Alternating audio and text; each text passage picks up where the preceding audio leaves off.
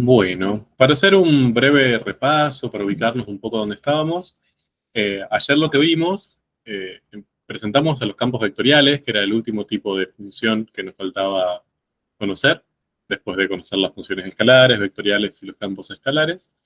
Estuvimos trabajando un poco con eso, en cómo representarlos, en sus conjuntos asociados. eh, y también surgió la necesidad en un momento de integrar campos, ¿no? De que hay veces que la forma que tenemos para llegar a la información que nos piden sobre los campos, ya sea escalares o vectoriales, es a partir de un proceso de integración. Entonces, estuvimos hablando también sobre diferentes formas de integrar campos. Vimos que había un montón, 5 de hecho, de las cuales solamente hablamos teóricamente de una, que eran las integrales dobles, vimos un poco el proceso de integración. Eh, También les comenté que en todos los casos, en esos 5 casos, el proceso de integración es el mismo que se hace para integrales de funciones escalares, aplicado obviamente a estos nuevos tipos de funciones, pero el proceso es el mismo. Y nos quedamos para trabajar con más en detalle con una de ellas, que son las integrales de línea, de campos vectoriales. Bien, también había integrales de línea de campos escalares y dijimos que esas no la íbamos a ver. Entonces, en este caso, lo voy a pasar rápido, pero para recordarlo. ¿Sí? Ahora sí. Lo que vimos ayer fue que lo que nosotros íbamos a intentar hacer era, a lo largo de una cierta curva, por eso se llaman integrales de línea o integrales curvilíneas, eh, sobre la cual trabajábamos y que nos tenían que dar como dato, que acá le llamamos curva C, y sobre la cual se aplicaba un campo vectorial, es decir, que a cada punto de esa curva le iba asignando un vector, ¿sí? De n componentes. Por ahora vamos a trabajar de R2 en R2, o sea, la curva es una curva que está en R2 y el campo va de R2 a R2. En todos esos puntos les asignaba un cierto vector. Entonces, la pregunta que nos habíamos hecho y que estábamos queriendo un poco responder era, ¿cuál era el efecto total de ese campo a lo largo de la curva? Es decir, si yo iba viendo en cada uno de los infinitos puntos de la curva cómo era la relación entre la curva y ese vector que se aplica en ese punto, es decir, si ese vector, pensándolo como una fuerza, estaba apoyando el movimiento sobre esa curva, se estaba oponiendo o no le estaba haciendo nada, digamos, no tenía ningún efecto, pero eso hacerlo sumándolo a lo largo de todos los puntos. Entonces, básicamente lo que dijimos es, bueno, lo que hay que plantear en primer lugar es, podemos subdividir esa curva en curvas más pequeñas que aproximen, y más que en curvas, en segmentos rectilíneos que aproximen esa curva, que ya de por sí nos den una dirección y un sentido para pensarlo como un vector de desplazamiento, y sobre ese vector de desplazamiento compararlo con la fuerza aplicada, bien, con el vector imagen del campo vectorial, punto a punto, para tratar de llegar a un número que dé cuenta de ese efecto del campo sobre el movimiento. ¿Cómo hacíamos para llegar al número? Bueno, teníamos dos vectores, el vector de desplazamiento y teníamos el vector fuerza, y una forma sencilla que teníamos para asignar un número a la interacción entre esos dos vectores era hacer el producto escalar entre ellos. ¿Por qué? Porque el producto escalar era máximo si eran paralelos y con el mismo sentido, mínimo si eran paralelos con sentido opuesto, y en el medio pasaba por cero, ¿bien? Y tenía valores intermedios. Por lo tanto, era un valor, un número que daba cuenta de qué tan parecidos eran esos vectores, ¿no? Por eso era un número que nos servía. Entonces, ¿qué íbamos a hacer? Subdividir la curva en curvas más pequeñas, plantear un segmento rectilíneo entre el punto inicial y el punto final de cada arco de curva que planteemos, usamos eso como un vector, lo comparamos con el vector fuerza aplicado en esos puntos, los comparamos entre sí, hacemos el producto escalar entre ellos, y el valor del producto escalar nos iba a dar un indicio si era positivo de que la fuerza estaba apoyando ese movimiento, si era negativo de que se oponía, y si era cero de que no tenía efecto. Hacíamos eso con todos los subarquitos, sumábamos y listo. Ese resultado que obteníamos, por un lado, lo podíamos pensar como trabajo, ¿bien? O sea, la magnitud física que se corresponde a ese valor es el trabajo de la fuerza sobre la partícula, y se nota W, si estamos hablando, o sea, esto solo si el campo representa fuerzas, ¿no? Esto que quede claro. Y además, esto, que era un número básicamente aproximado, podíamos hacerlo exacto o podíamos pensarlo para un proceso de movimientos infinitesimales a lo largo de toda la curva, haciendo que la norma de la partición que hacíamos de la curva en arquitos de curva cada vez más pequeños tienda a cero. Bien, es decir, tomando arquitos cada vez más pequeñitos, más cortos y infinitesimalmente cortos. Bien, que haya infinitos arquitos de longitud infinitesimalmente pequeña. Eso que acabo de decir, que es súper difícil y molesto y feo, le llamábamos, que es lo que tienen acá, le llamábamos integral de línea del campo F sobre la curva C. Bien, y cuando la resolvíamos, el resultado que obteníamos era el trabajo, bien, que ejerce el campo de fuerza sobre la partícula al moverlo sobre esa curva. Hasta ahí, fierito, lo que estamos trabajando, pero un poco, o sea, pero bastante parecido a lo que ya venimos haciendo, ¿no? Con otros procesos de integración. El problema con esto, como siempre, es el límite, ¿no? Tenemos ahí ese límite feo que no queremos resolverlo, no podemos resolverlo, de hecho no sabemos en la mayoría de los casos resolverlo. Entonces, todo bien con la teoría, pero eso no nos sirve para calcular esa integral, ¿no? La podemos definir, pero hasta ahí llegamos. Bueno, entonces apareció lo que está aquí abajo, que es la fórmula de cálculo. Es decir, ya no tanto no vamos a trabajar con estas integrales por definición, sino que lo que aparece es una fórmula para calcularlas de manera más sencilla, y la estrategia que usábamos era transformar esa integral que no sabíamos cómo trabajarla a una integral de las conocidas, una integral de funciones escalares. Para poder hacer eso teníamos algunas condiciones, básicamente que la curva sea una curva orientada, que venga dada por una función vectorial, bien, con un cierto dominio, que sea una curva regular, es decir, que sus componentes sean continuas, su derivada sea continua y que nunca sea nula, bien, nunca sea el vector nulo, y que el campo en el que estamos trabajando esté definido sobre C y continuo sobre C, es decir, que en todos los puntos de la curva el campo exista, bien, la curva, digamos, todos esos puntos estén dentro del dominio del campo, y además sea continuo ese campo en esos puntos. Si todo eso pasaba, que suele pasar, ¿no? Para decirlo, esas integrales de líneas podíamos calcularlas de esta manera. En vez de calcularlas usando el límite, la calculábamos de esta manera. Para esto necesitábamos hacer dos cosas. Derivar R, es decir, encontrar la derivada de la función vectorial que describía la curva. Componer F con R, es decir, el campo vectorial que en general tiene variables cartesianas, x e y, por ejemplo, ahora expresarlo en función de t, es decir, en vez de escribir esa x o y, escribir las componentes de r en reemplazo. Estas dos me van a quedar funciones vectoriales que dependen de t, buscar el producto escalar entre ellas, esto me va a generar una función escalar que dependa de t, e integrar, bien, en el intervalo de t de trabajo. Todo esto me permitía transformar esta integral de línea en una integral de funciones escalares como conocemos habitualmente. Bien. Entonces, lo hicimos varias veces, ¿no?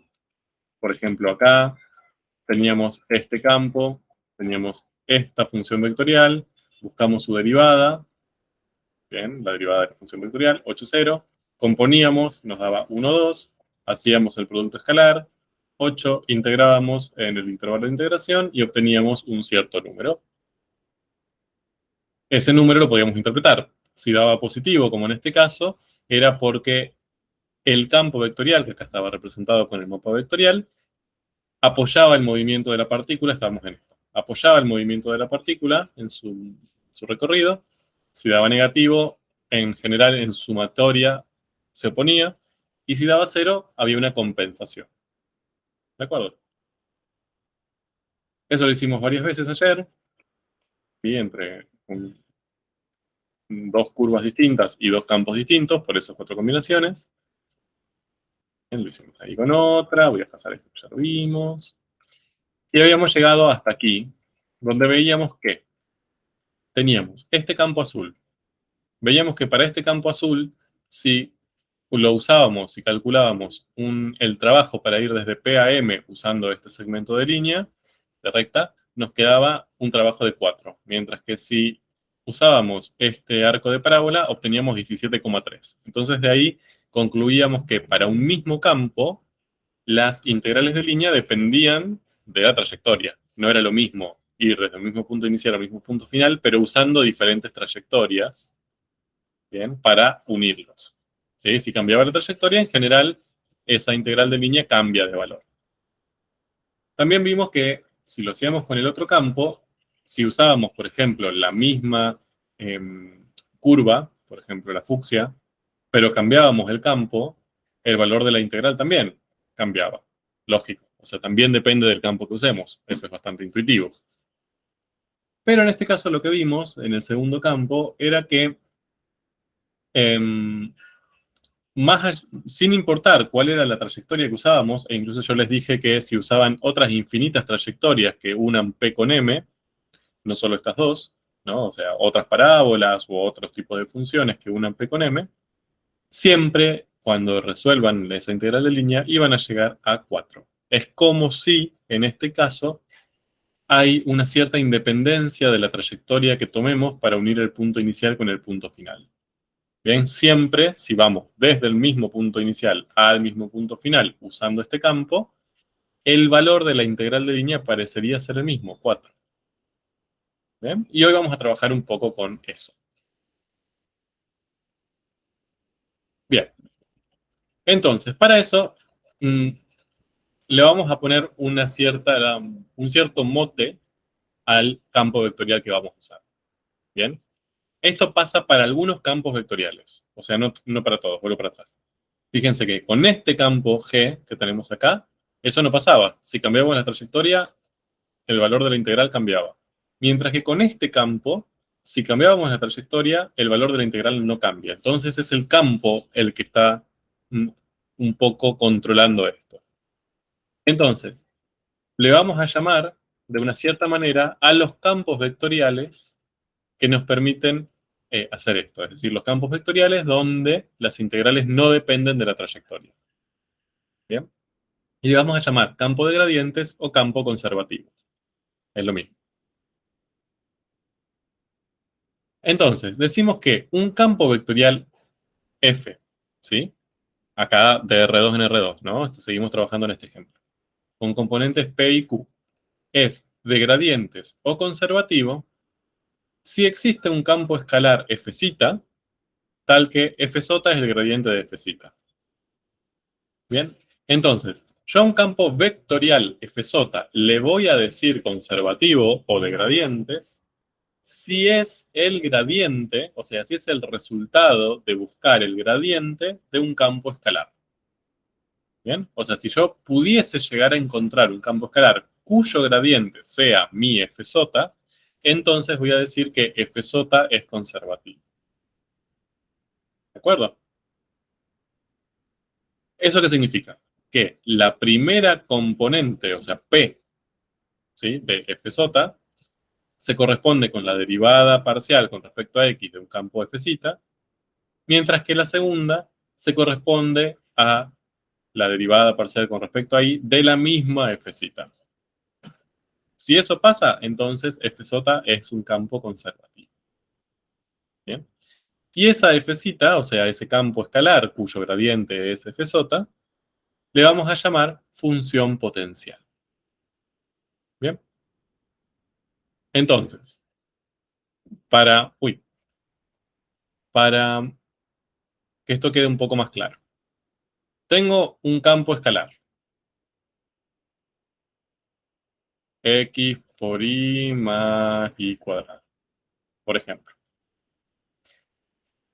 Yo busco su gradiente, ¿no? Para buscar su campo vectorial gradiente, lo que dijimos ayer es que teníamos que buscar sus dos derivadas parciales, primero con respecto a x y después con respecto a y ubicarlas en las dos componentes de un campo vectorial, es decir, P y Q.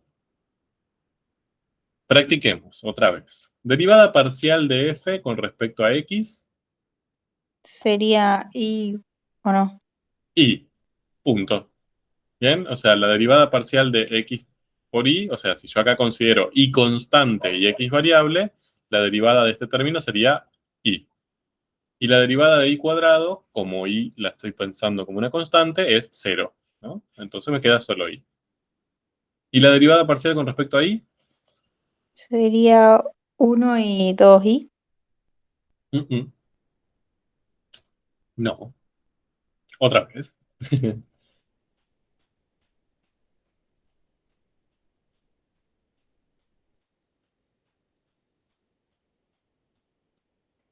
Derivo este término con respecto a y y derivo este término con respecto a y y lo sumo.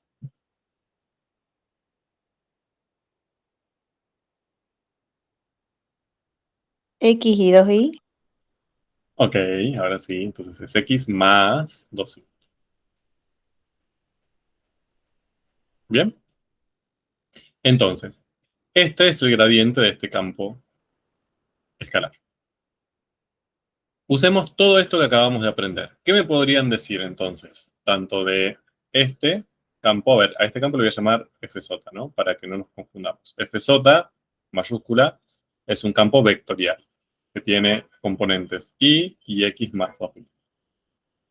¿Qué conclusiones, conociendo estas definiciones, podemos sacar?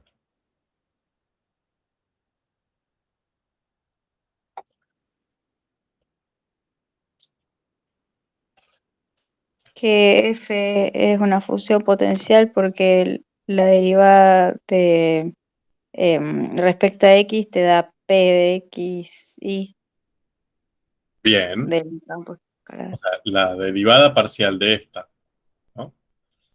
Con respecto a x nos da y. Y además, bien, porque acá hay un y, ¿eh?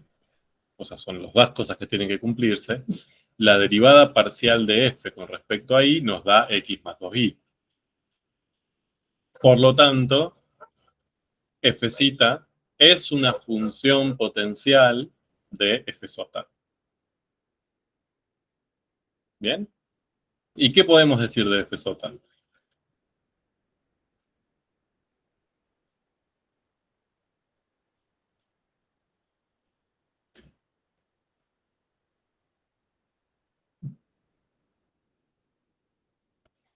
¿Bien? Hasta acá vamos bien, ¿eh? Esta f es función potencial de f sota.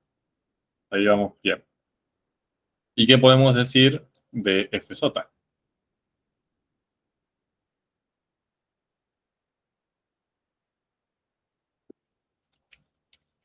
Voy al chat.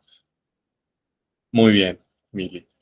Como existe una función potencial para f sota, como yo sé que f sota viene o es el gradiente de un campo escalar f que es este que está acá arriba, entonces f sota es conservativo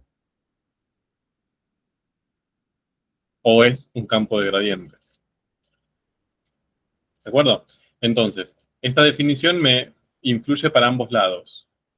Si yo de f, o sea, si esto pasa, si f sota es el gradiente de f se transforma automáticamente en una función potencial para f sota. Y por otro lado, f sota se transforma, o le puedo decir, que es conservativo o de gradientes. ¿Bien? Obviamente, si existe esta definición, se supone que hay campos f sotas. A ver, voy a intentar buscar uno, como x, creo. Sí. Este campo, por ejemplo, uno sencillo, no es conservativo. ¿Bien? ¿Eso qué significa? Que no existe ninguna f de modo que su gradiente sea xx. Intenten encontrarlo, van a ver que no van a poder. Bien, no van a poder encontrar ninguna fcita que si yo la derivo parcialmente con x me dé x, y si yo la derivo parcialmente con y me dé x también. Bien, no existe esa fcita. Por lo tanto, como no existe esta fcita y yo nunca voy a poder escribir a f sota, que es este, ¿no? Como el gradiente de una fcita, yo digo que ese campo no es conservativo. ¿De acuerdo? Entonces, a veces pasa y a veces no. Cuando pasa, decimos que el f sota es conservativo y f cita es una función potencial de él.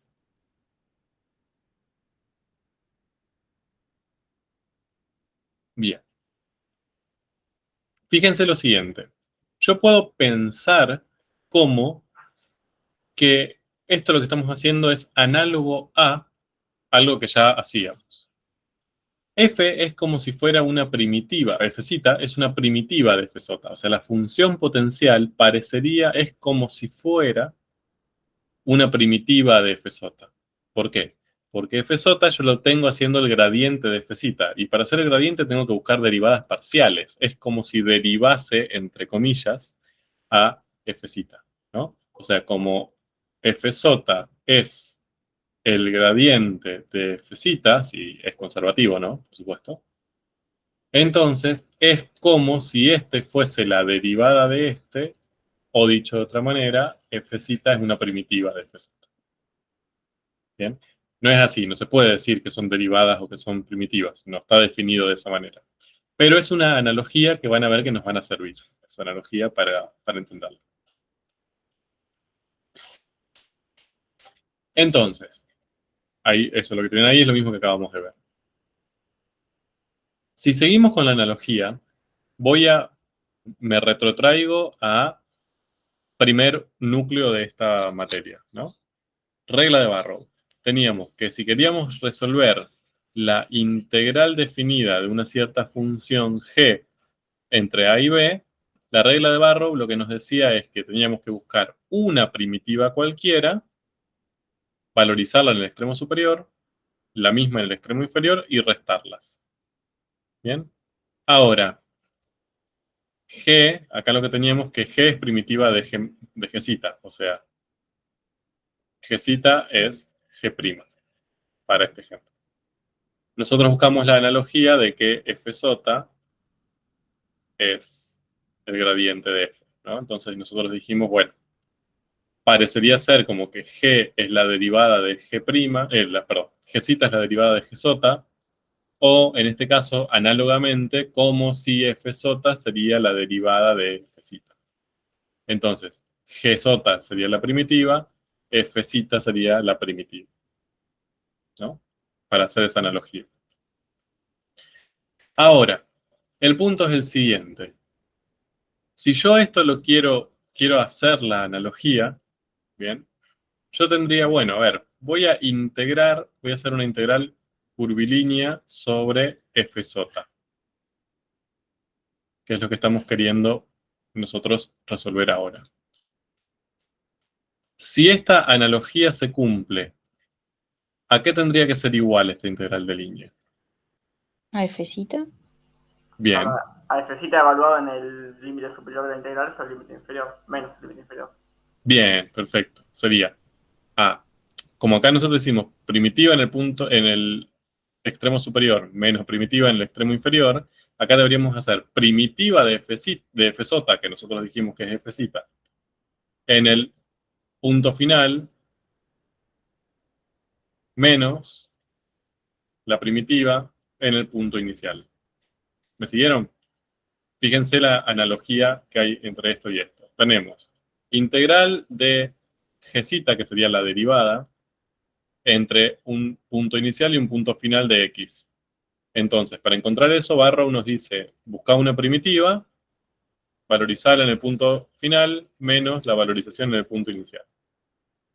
Acá, nosotros estamos haciendo esta integral de f sota, o sea, la derivada, en una curva que va desde un punto inicial y está orientada hasta un punto final. Si esta analogía se cumpliese, yo tendría que buscar una primitiva de f sota, que dijimos que es f zeta, la función potencial, valorizarlo en el punto final y restarle la valorización en el punto inicial. ¿No? Sería hermoso. ¿Qué creen? ¿Sirve esta analogía o no sirve? El tema es que f zeta tiene que estar evaluada en un vector, o en dos, en un vector, en dos cosas. Coordenadas, sí. Sí. Muy bien. Ahora, eso es necesario, ¿no? O sea, como los puntos iniciales y finales son puntos ahora del plano, porque son el punto inicial y final de la curva, ¿no? Entonces, esto es f en x final y final menos f en x inicial y inicial. Bien, que serían las coordenadas de este punto y de este punto. Estoy de acuerdo. Entonces, eso sería hermoso, básicamente. Si eso pasara, sería una forma bastante sencilla de calcular integrales de línea, ¿no? Porque básicamente lo que nosotros estaríamos haciendo es, para calcular una integral de línea, en vez de, o sea, primero, saltearíamos el límite desde ya. Después, la otra forma que vimos para hacer el cálculo es posible de usar, pero hay que derivar una función vectorial, hay que componer, hay que hacer producto escalar, después hay que hacer una integral. Son muchos pasos algebraicos bastante molestos que quizás nos confundimos. En cambio, si esto fuese verdad, yo simplemente lo que tendría que hacer es buscar f zeta, o sea, si conozco f sota, buscar su función potencial y calcular la imagen de esa función potencial en dos puntos y restar. Bastante fácil. Bien. Ahora, el punto es, ¿eso funciona o no funciona? ¿No? Esa sería, digamos, como la expresión. La integral de línea de f sota, yo la puedo, en definitiva, pensar como la potencial en el punto final menos la potencial en el punto inicial. Acá la llamé veía. Y la respuesta es sí. Y acá lo que aparece es el teorema fundamental de las integrales de línea, y así se llama. Bien, fíjense que hasta son parecidos. Acá tenemos el segundo teorema fundamental del cálculo integral, que era cuyo corolario era Barrow, y acá tenemos el teorema fundamental de las integrales de línea.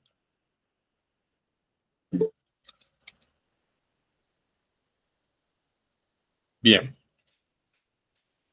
Entonces, interesante. Como esto nos simplifica un poco la vida. Ahora, obviamente, es que ¿en qué casos voy a poder aplicar esto? ¿En qué casos funcionaba esta analogía? Sí o sí. O sea, ¿cuál es una condición que voy a tener que pedir ahora para que este teorema fundamental valga? Que exista f zeta. Que existe f zeta. Muy bien. O sea, que si yo, conociendo f sota, pueda calcular su función potencial. O sea, que ¿qué tiene que pasar? Si existe f zeta. F sota es un campo continuo. Bien, no solo continuo. ¿Qué más? Es la derivada de f zeta. Bien, ¿y eso pasaba siempre para todos los f sotas? Si era conservativo. Eso. Entonces, ahora aparece una nueva condición para que esto valga, que es que f sota sea conservativo. ¿De acuerdo? ¿Se acuerdan que vimos recién que hay algunos que son conservativos y otros que no? Si f sota es conservativo, entonces puedo hacer esto. Pero si no lo es, no. No, y si no lo es, no, por una simple razón. Si no es conservativo, no existe f zeta directamente, ¿no? O sea, nunca voy a poder hacerlo porque no voy a poder encontrar nunca su función potencial. Entonces, acá es lo que van a encontrar en el libro como el teorema fundamental de las integrales de línea, que acabo de mostrarles. Les dice, séase una curva regular, ¿sí? ¿Se acuerdan? Continua, con derivada continua y no nula, definida por una función vectorial con un dominio entre A y B, y sea f zeta un campo escalar diferenciable. Entonces, si yo lo que estoy haciendo es la integral de línea sobre el gradiente de f zeta, es decir, sobre f sota, ¿sí? Esto es lo mismo, yo lo que voy a poder hacer es calcular la función potencial, ahora f zeta es la potencial de f sota, la función potencial en el punto final de la curva menos la función potencial en el punto inicial de la curva. ¿De acuerdo? Fíjense que acá lo que tengo es, como condiciones, como hipótesis del teorema, es que la curva sea regular. Que yo la pueda definir usando una cierta, o sea, que sea parametrizable, que yo la pueda pensar como una función vectorial y conozca su punto inicial y final. Y que lo que yo esté integrando sea el gradiente de f zeta, es decir, que el campo sea, este campo que estoy integrando sea conservativo. Bien. Entonces, vamos a, antes de avanzar, practiquemos. Nosotros habíamos dicho recién, teníamos, ya me olvidé, pero bueno, me ayudan. Teníamos esta f zeta, habíamos encontrado su gradiente, bien, que le habíamos llamado f sota, era el gradiente de f zeta, y ese gradiente era, con respecto a x teníamos y con respecto a y teníamos x. X. Bien, entonces, ahora decimos, bueno, la curva C viene dada por esta función vectorial. 2t, t cuadrado, con t perteneciente al 0, 2. Bien. Y nos piden, calcular la integral de línea de f sota sobre C. Bien. Entonces nos dicen, ¿cuánto vale esto? Entonces, ahí tenemos dos caminos para resolver. Voy a cambiarlos de color. Vamos con el camino 1. El camino 1 es hacer lo que ya sabemos hacer, que es aplicar la regla de cálculo. Yo ahí tendría que hacer, primero, calcular la derivada de R, ¿no? Que es 2t. Y después lo que teníamos que hacer era la integral entre a y b, o sea, entre 0 y 2, de el campo compuesto con R, lo voy a escribir, de f compuesto en R de t, escalar R' de t. Bien, esa era la regla de cálculo de las integrales de línea. Esto es la integral entre 0 y 2 de, si a f lo compongo con R, tendría que usar f, pero donde dice y, poner la componente y de R, o sea, t cuadrado. Y acá que dice x más 2y, tendría que hacer la x de R, o sea, 2t, más 2y, o sea, 2t cuadrado. Escalar la derivada de R, 2t.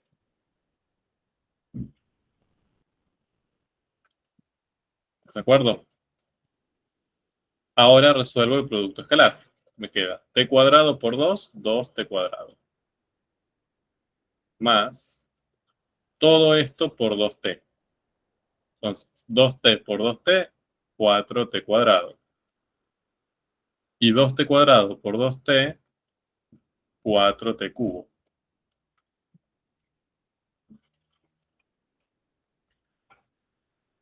Si esto lo sumo, me queda 2t cuadrado más 4t cuadrado, 6t cuadrado. ¿De acuerdo?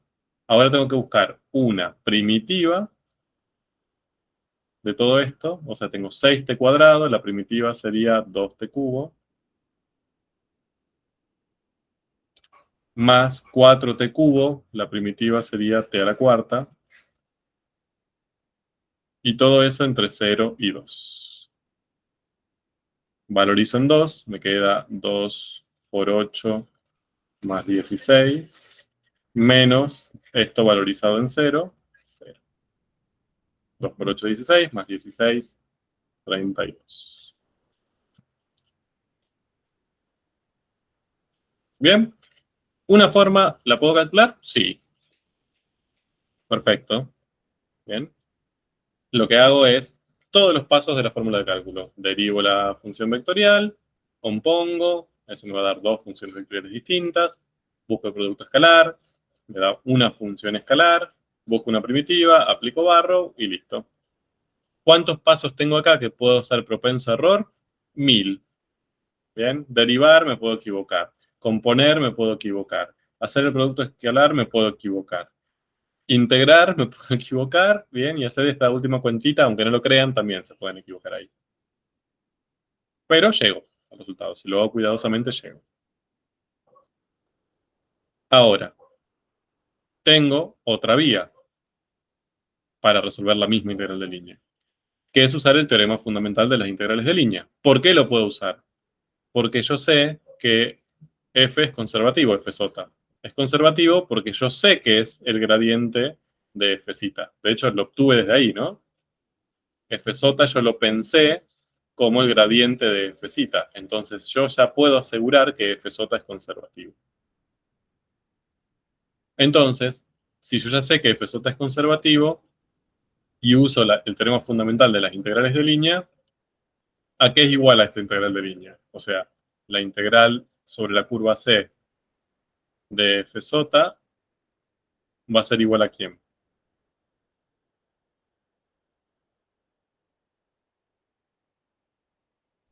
La diferencia del gradiente evaluada en los extremos. Bien, no de gradiente, de la potencial. ¿Bien?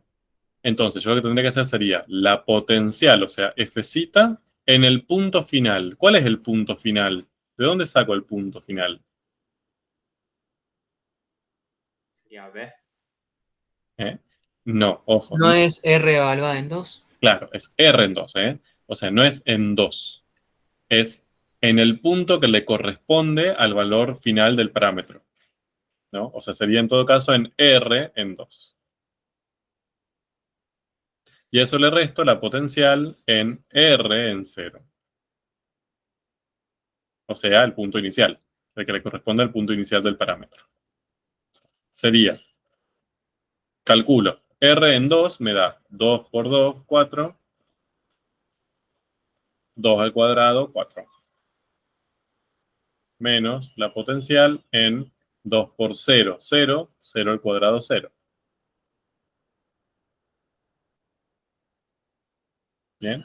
Así que lo que tendría que calcular sería en f zeta, la imagen de 4, 4, esto sería 4 por 4 más 4 al cuadrado, o sea, 16 más 16, 32, menos la imagen en 0. 0 por 0 más 0 al cuadrado, 0. Listo. Bien. ¿Cuál les gusta más? Tienen libertad, ¿eh? No es que hay uno que es más lindo que el otro. No entiendo por qué en una nos aparece R' y en la otra no. ¿Cómo? No entiendo por qué en una aparece R' y en la otra no.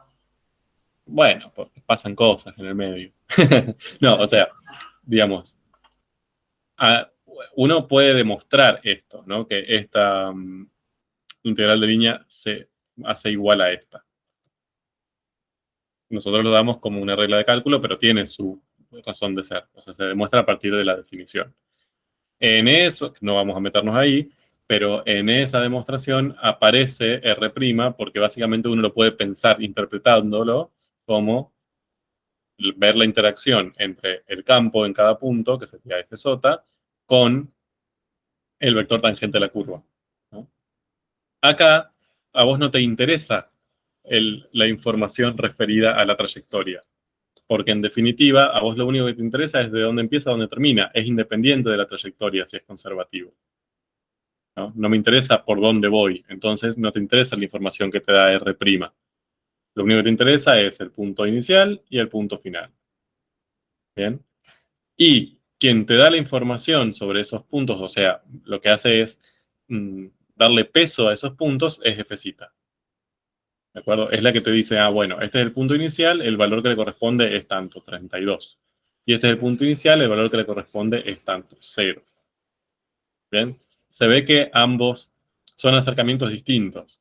En el primero sí tengo en cuenta la información de la trayectoria, mientras que en el segundo no. Obviamente que el segundo lo voy a poder usar solamente si el campo es conservativo, ¿no? Entonces, ahí podría asegurar que la trayectoria no me interesa. ¿De acuerdo? Sí. Ahora, en ese caso, ustedes pueden usar cualquiera de los dos. Pueden interesarse en la trayectoria, si quieren. Van a llegar al resultado. O no. Y también van a llegar al mismo resultado. Si el campo no fuera conservativo, ¿qué pasa? ¿Qué No pasa? Sí o puedo sí, usar la tengo que segunda. usar la primera. Exacto. Ahí la primera vale, porque esta regla de cálculo sí sigue valiendo, pero esta no. Bien. Ahí sí necesariamente tienen que pasar por R'. ¿Por qué? Porque en ese caso la trayectoria importa, ¿no? Bien. Voy a borrar toda esta cosa que acabo de hacer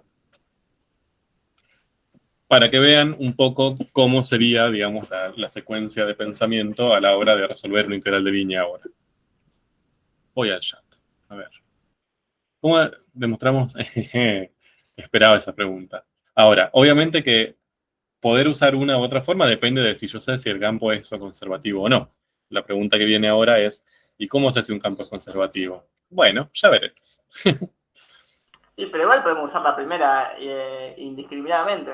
Sí, o sea, de hecho, a mí no me parece, hay ciertas personas que le parece poco eficiente usar la primera si se podría usar la segunda. Para mí está bien. Eso es si confían en el álgebra. Lo que sí estoy de acuerdo es que la primera es más propensa a error, ¿no? O sea, tienen más posibilidades de equivocarse en cuentitas en la primera. Sí, Si de verdad que ustedes, hay que evaluar la F chiquita en el, como se digo, la F grande en el R primero y eso, hacerlo escalar el R prima, por así decirlo, ¿no? claro. O sea, todo eso puede generar error, básicamente. Ahora, si ustedes confían en que no van a equivocarse en la parte algebraica, pueden usarlo en cualquier caso, ya sea conservativo o no. Ahora, fíjense que uno de los pasos, si usan el método 1 que hicimos recién, es integrar, mientras que el segundo método no tienen que integrar. Y eso es una diferencia fundamental. ¿Por qué? Porque como ya vimos en integrales, ustedes saben resolver algunas integrales, pero otras no. No es que no existan las integrales, es que ustedes no saben resolverlas. No conocen métodos para resolverlas. Entonces, si les aparece uno de esos casos, y bueno, quizás si pueden ir por el segundo camino van a poder llegar al resultado, pero por el primero no, porque van a llegar a toparse con una integral que no saben resolver. ¿De acuerdo? Entonces, ahí es donde yo veo quizás la conveniencia del teorema fundamental de las integrales de línea. Mientras que la conveniencia del otro es clara. Sirve para todos los casos. Sirve incluso si el campo no es conservativo. Bien. Respecto a esto y analizando un poco esto en general, vemos que las integrales de línea de los campos conservativos, o sea, esto, lo que podemos calcular usando el to-fill, fíjense que solamente van a depender de los puntos inicial y final. O sea, el único dato que yo necesito de la curva regular para poder calcular la integral de línea va a ser cuál es el punto final y cuál es el punto inicial. Porque f depende del campo, no de la curva, ¿no? De la curva solamente necesito punto inicial y punto final. Eso es lo único que me interesa de la curva. Es decir, que si yo parto de este punto inicial y llego a este punto final, el resultado de la integral de línea va a ser el mismo, sin importarme cómo lo hago, sin importar si lo hago así, sin importar si lo hago así, o sin importar si lo hago directamente rectilíneo. No me interesa la trayectoria que sigo. Bien, de hecho podría hacer trayectorias muy locas y mientras empiece en el primero y termine en el último, el resultado va a ser igual. ¿De dónde viene eso? No es que viene de la nada, viene justamente de esta tesis del teorema, ¿no? Si yo lo que necesito es simplemente conocer punto inicial y final, entonces la trayectoria no me interesa para hacer el cálculo. Si el campo no fuese conservativo, eso es otra cosa. Por eso se dice que las integrales de línea de campos conservativos o de gradientes son independientes de la trayectoria. ¿Sí? Acá quiero hacer una aclaración. Yo sé que ahora va a parecer un poco quisquillosa, pero a futuro les va a servir. Lo que son independientes de la trayectoria son las integrales de línea. Es decir, el resultado de la integral no depende de la trayectoria. ¿Por qué? Porque después, con este tema, muchas veces nos dicen, no, lo que pasa es que el campo es independiente de la trayectoria. Eso no tiene sentido. ¿Cómo un campo va a ser independiente de una trayectoria? El campo es el campo en todos los puntos, bien, en todo su dominio. No es que depende o no depende de una trayectoria de algo. Lo que depende o no depende de la trayectoria es el resultado de integrar ese campo sobre una curva. ¿De acuerdo? Por eso lo que es independiente de la trayectoria es la integral. Bien. Y también, fíjense que si seguimos con nuestras analogías, las integrales de línea de campos conservativos, siguiendo lo que dice el tufil, se pueden pensar como el cambio total del campo F, ¿no? También lo podemos pensar con esa analogía con las integrales. Esto es como si fuera el delta F, ¿bien? En el punto inicial y el punto final de la curva, ¿sí? Sobre la curva.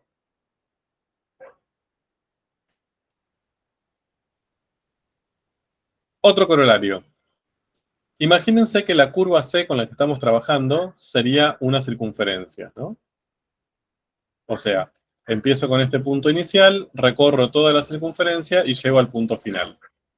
Entonces, cuando yo aplique el teorema fundamental, esto me va a quedar F en ese punto, no sé, lo vamos a llamar P, o Q, para que no nos perdamos. En Q, que va a ser el punto final del recorrido, y le tengo que restar la función potencial en el punto inicial, que también va a ser Q, porque empezó y terminó ahí. Entonces, esa integral de línea me va a dar 0. ¿Sí? Siempre.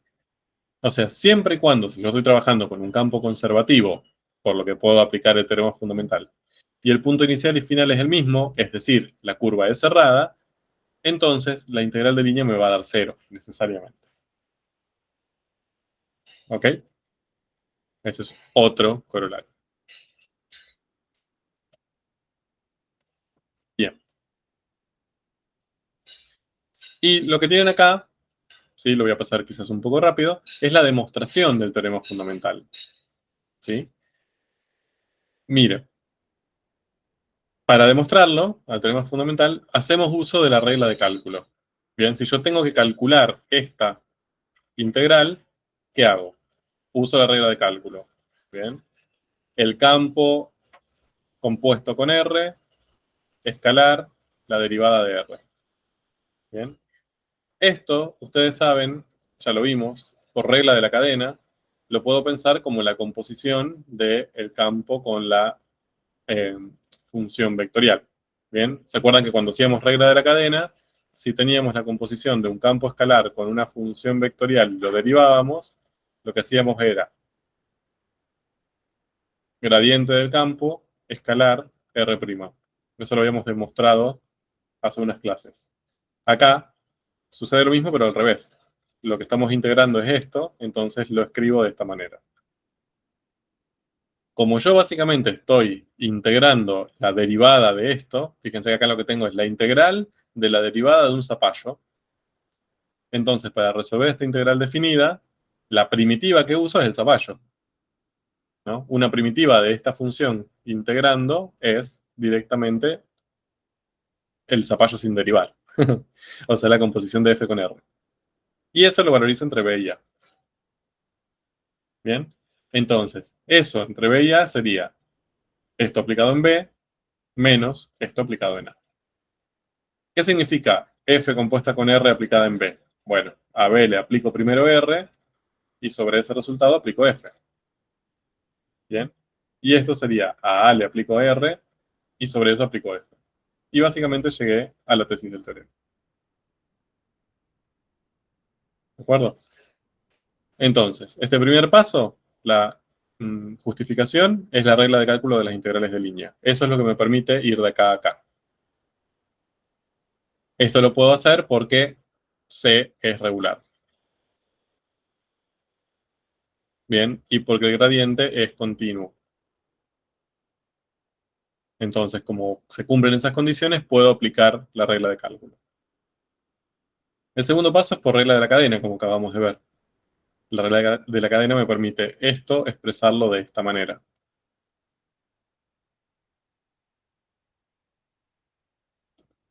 Bien. Esto es aplicar la regla de Barrow. ¿Sí? O sea, busco una primitiva cualquiera del integrando, que es justamente esta, y valorizo a y resto. Y esto es simplemente por definición de composición. Bien. Entonces, acá llegamos a la pregunta que ustedes me hicieron, que está muy bien, que es, bueno, perfecto, todo esto hermoso. Lo podemos demostrar, lo podemos usar, es más rápido, es menos propenso a error, pero tiene un condicionante, que es que solo vale para campos vectoriales conservativos. En el caso anterior no hubo ningún problema, porque nosotros el campo vectorial lo obtuvimos como el gradiente de un campo escalar, entonces ya sabíamos que era conservativo. Ahora, si yo le doy un campo FJ random cualquiera, como por ejemplo, no sé, 2x y más x, la pregunta ¿es conservativo o no? ¿Esto es el gradiente de una fcita o no? ¿Cómo puedo saberlo? Y así ahí vamos. ¿Cómo venimos por ahora? Bien, profe. ¿Dudas? ¿Comentarios? ¿Alguien quiere abrir su micrófono y hacernos escuchar su llanto?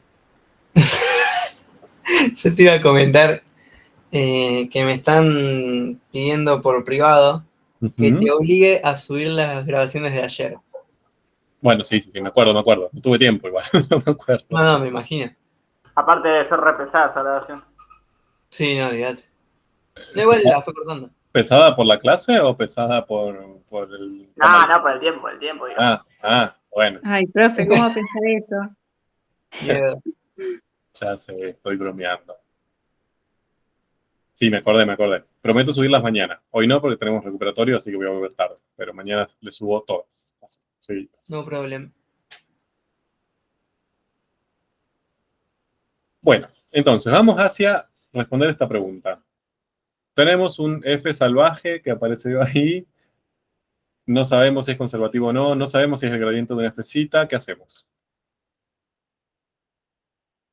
Bien, entonces, el primer método que podemos ensayar para ver si es conservativo o no es intentar hallar su función potencial. Bien, nos metemos de lleno, es decir, tratar de hallar su función potencial y si la encontramos, sabemos que es conservativo. Ahora, puede ser que no nos sea tan fácil, entonces ese método es un poco violento. Ahora, ¿qué hacemos ahí? Bueno, hay algunos resultados teóricos interesantes que nos van a permitir predecir si ese campo es o no conservativo, entonces también los podemos usar. Vamos a ver los dos casos para que después ustedes elijan. Veamos el primero, hallando su función potencial. ¿Bien? Entonces, para eso vamos a trabajar con este campo. ¿Se acuerdan que era el que nos daba 4? Ya sea si vamos por la curva fucsia o por la curva roja. Yo también les dije, si vamos por cualquier trayectoria, nos va a seguir dando 4. ¿Por qué? Porque yo ya sé que es conservativo ese campo. ¿Bien? Por lo tanto, sé que sus integrales de línea son independientes de la trayectoria y por lo tanto, si mantenemos el punto inicial y final, siempre nos va a dar la misma. ¿Bien? Ahora, eso lo sé yo, porque yo lo hice, básicamente. Pero, ¿cómo sabrían ustedes, cómo podrían ustedes decidir si es conservativo o no? Entonces, vamos a intentar hallar la función potencial de f. Una pregunta, profe. Acá, Sí. ¿Fcita cuál sería? Porque Ese F... es el punto. Si nosotros llegamos a encontrar fcita, ya podemos asegurar que es conservativo. ¿Se entiende? Y ahí... Puede ser que sea X más 2Y. Muy bien, excelente. Lo hicieron hasta mentalmente, miren. Bien, ahora vamos a ver un método un poco más metódico para hacerlo, ¿bien? Pero hasta lo pueden hacer mentalmente. Ahora, ¿estamos de acuerdo que si ustedes encuentran fcita, sea como sea, ustedes ya pueden asegurar que es conservativo. Y si pueden asegurar que es conservativo, listo, tengo el teorema fundamental de las integrales de línea y esa integral de línea es una papa. ¿Bien? Pero bueno, tengo que demostrar que lo es. Veamos. Entonces, si es conservativo, eso significa que tiene que existir una f tal que su gradiente es 1, 2. ¿No? ¿Eso qué significa? Que las derivadas parciales de f con respecto a x y con respecto a y me tienen que dar 1, 2. En orden. O sea, la derivada parcial con respecto a x me tiene que dar 1 y la derivada parcial con respecto a y me tiene que dar 2. ¿Bien? Entonces, eso yo lo puedo analizar por separado. Es como si fuera, yo sé que esto va a sonar súper violento, pero van a ver que no es tan así, son como pequeñas ecuaciones diferenciales, ¿no? Tenemos como que la derivada parcial de f con respecto a x me tiene que dar 1. Entonces, ¿quién es f? ¿Qué hago? Integro. Si ya conozco la derivada, debería integrar. ¿Bien? Ahora, en este caso, integro con respecto a x. Fíjense que acá, al conocer esto e integrar con respecto a x, no estoy haciendo nada con respecto a y, porque ahí no está, y no afecta en nada, ¿no? Entonces es como que la información de y me la estoy perdiendo. ¿Bien? Pero bueno, no importa. Sigamos. Entonces, yo ya sé que la derivada parcial de f con respecto a x es 1. Entonces, f yo lo puedo encontrar integrando. ¿Cuál sería la integral de 1 si estoy integrando con respecto a x? Bueno, x. ¿No? Sería la función cuya derivada parcial con respecto a x me da 1. X. Más una constante, obviamente. Fíjense que esta constante, que puede ser un número, por ejemplo, x más 3, total, si yo hago la derivada parcial, ese 3 va a ser 0, la derivada, entonces no me va a aparecer. Pero fíjense que cualquier función que solo dependa de y, también podría ser.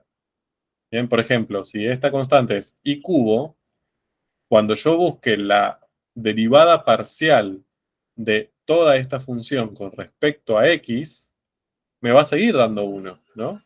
Sería la derivada de esto, 1 más la derivada de esto, 0. ¿Se ve? Por eso esta constante ahora depende de y.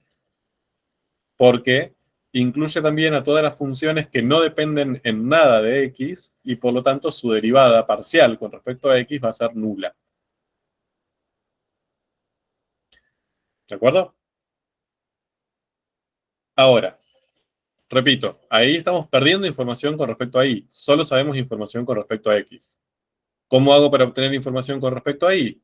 Bueno, utilizo la segunda componente.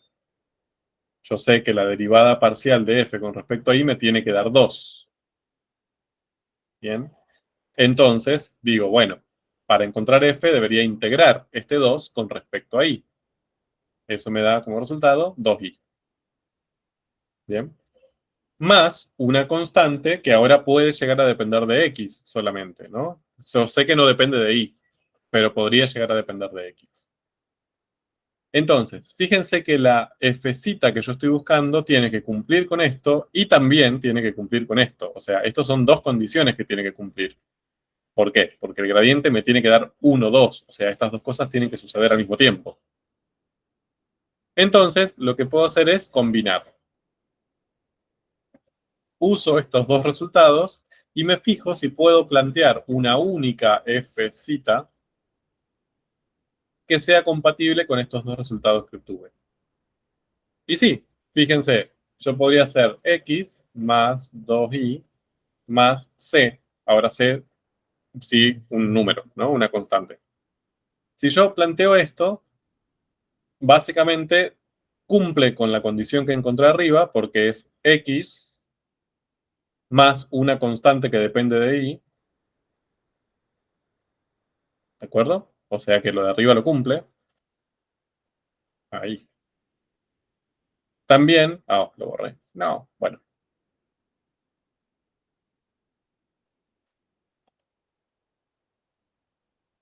También cumple lo de abajo, porque es 2y más una constante que depende de x Bien, entonces, en definitiva, esta fcita cumple todo lo que yo necesito. Ustedes, eso lo pueden, en este caso, que es bastante fácil, hasta lo podrían haber pensado directamente. Decir, a ver, ¿qué función si derivo con respecto a x me da 1 y si derivo con respecto a y me da 2? Y bueno, x más 2y. Fíjense que hay infinitas igual. Es x más 2y más cualquier número. Pero puedo hallar esa función potencial directamente pensando en el gradiente e integrando componente a componente. ¿De acuerdo? Entonces, como encontré esa fcita, puedo concluir que f es conservativo. F sota, ¿no? Es conservativo. ¿Me siguieron? Un poco la idea. ¿Alguna duda de cómo llegué? Yo tengo dudas exactamente que en lo interpretativo, tipo pensar qué representa fcita, si fj es la velocidad, por así decirlo. La f sota no es la velocidad, la f No, sota es la fuerza, ¿no? la fuerza, es verdad. Ahora, f sita sería como una primitiva de la fuerza, ¿no? Oh, ¿y eso qué es? ¿Qué es una primitiva de la fuerza? Bueno, en física, a las funciones que son como primitivas de la fuerza, es decir, que si yo las derivo obtengo fuerzas, se les llaman potenciales. ¿Bien? Por ejemplo, el potencial gravitatorio, el potencial eléctrico, el potencial magnético son este tipo de funciones, cuya derivada va a ser la fuerza gravitatoria, o sea, el peso, la fuerza eléctrica, la fuerza magnética. ¿De acuerdo? Ahora, que eso es abstracto, lo es. Bien, es bastante poco pensable cómo uno puede imaginar un potencial. Pero bueno, así se llama. Y de hecho, vienen de la matemática ese nombre, porque son funciones potenciales de un campo vectorial, que es el campo de fuerzas. Claro, y mientras tanto, el vector R sería la posición en función del tiempo y R' la derivada de eso, que es como el vector tangente. Exacto, los tangentes punto a punto, sí. Sí, Bien, a ver, estoy de acuerdo que esto es abstracto, no es pensable esta función. Bien, entonces encontramos esta función potencial. Ahora, ¿qué podemos hacer para encontrar el resultado de las integrales de línea? Bueno, la potencial en el punto final menos la potencial en el punto inicial.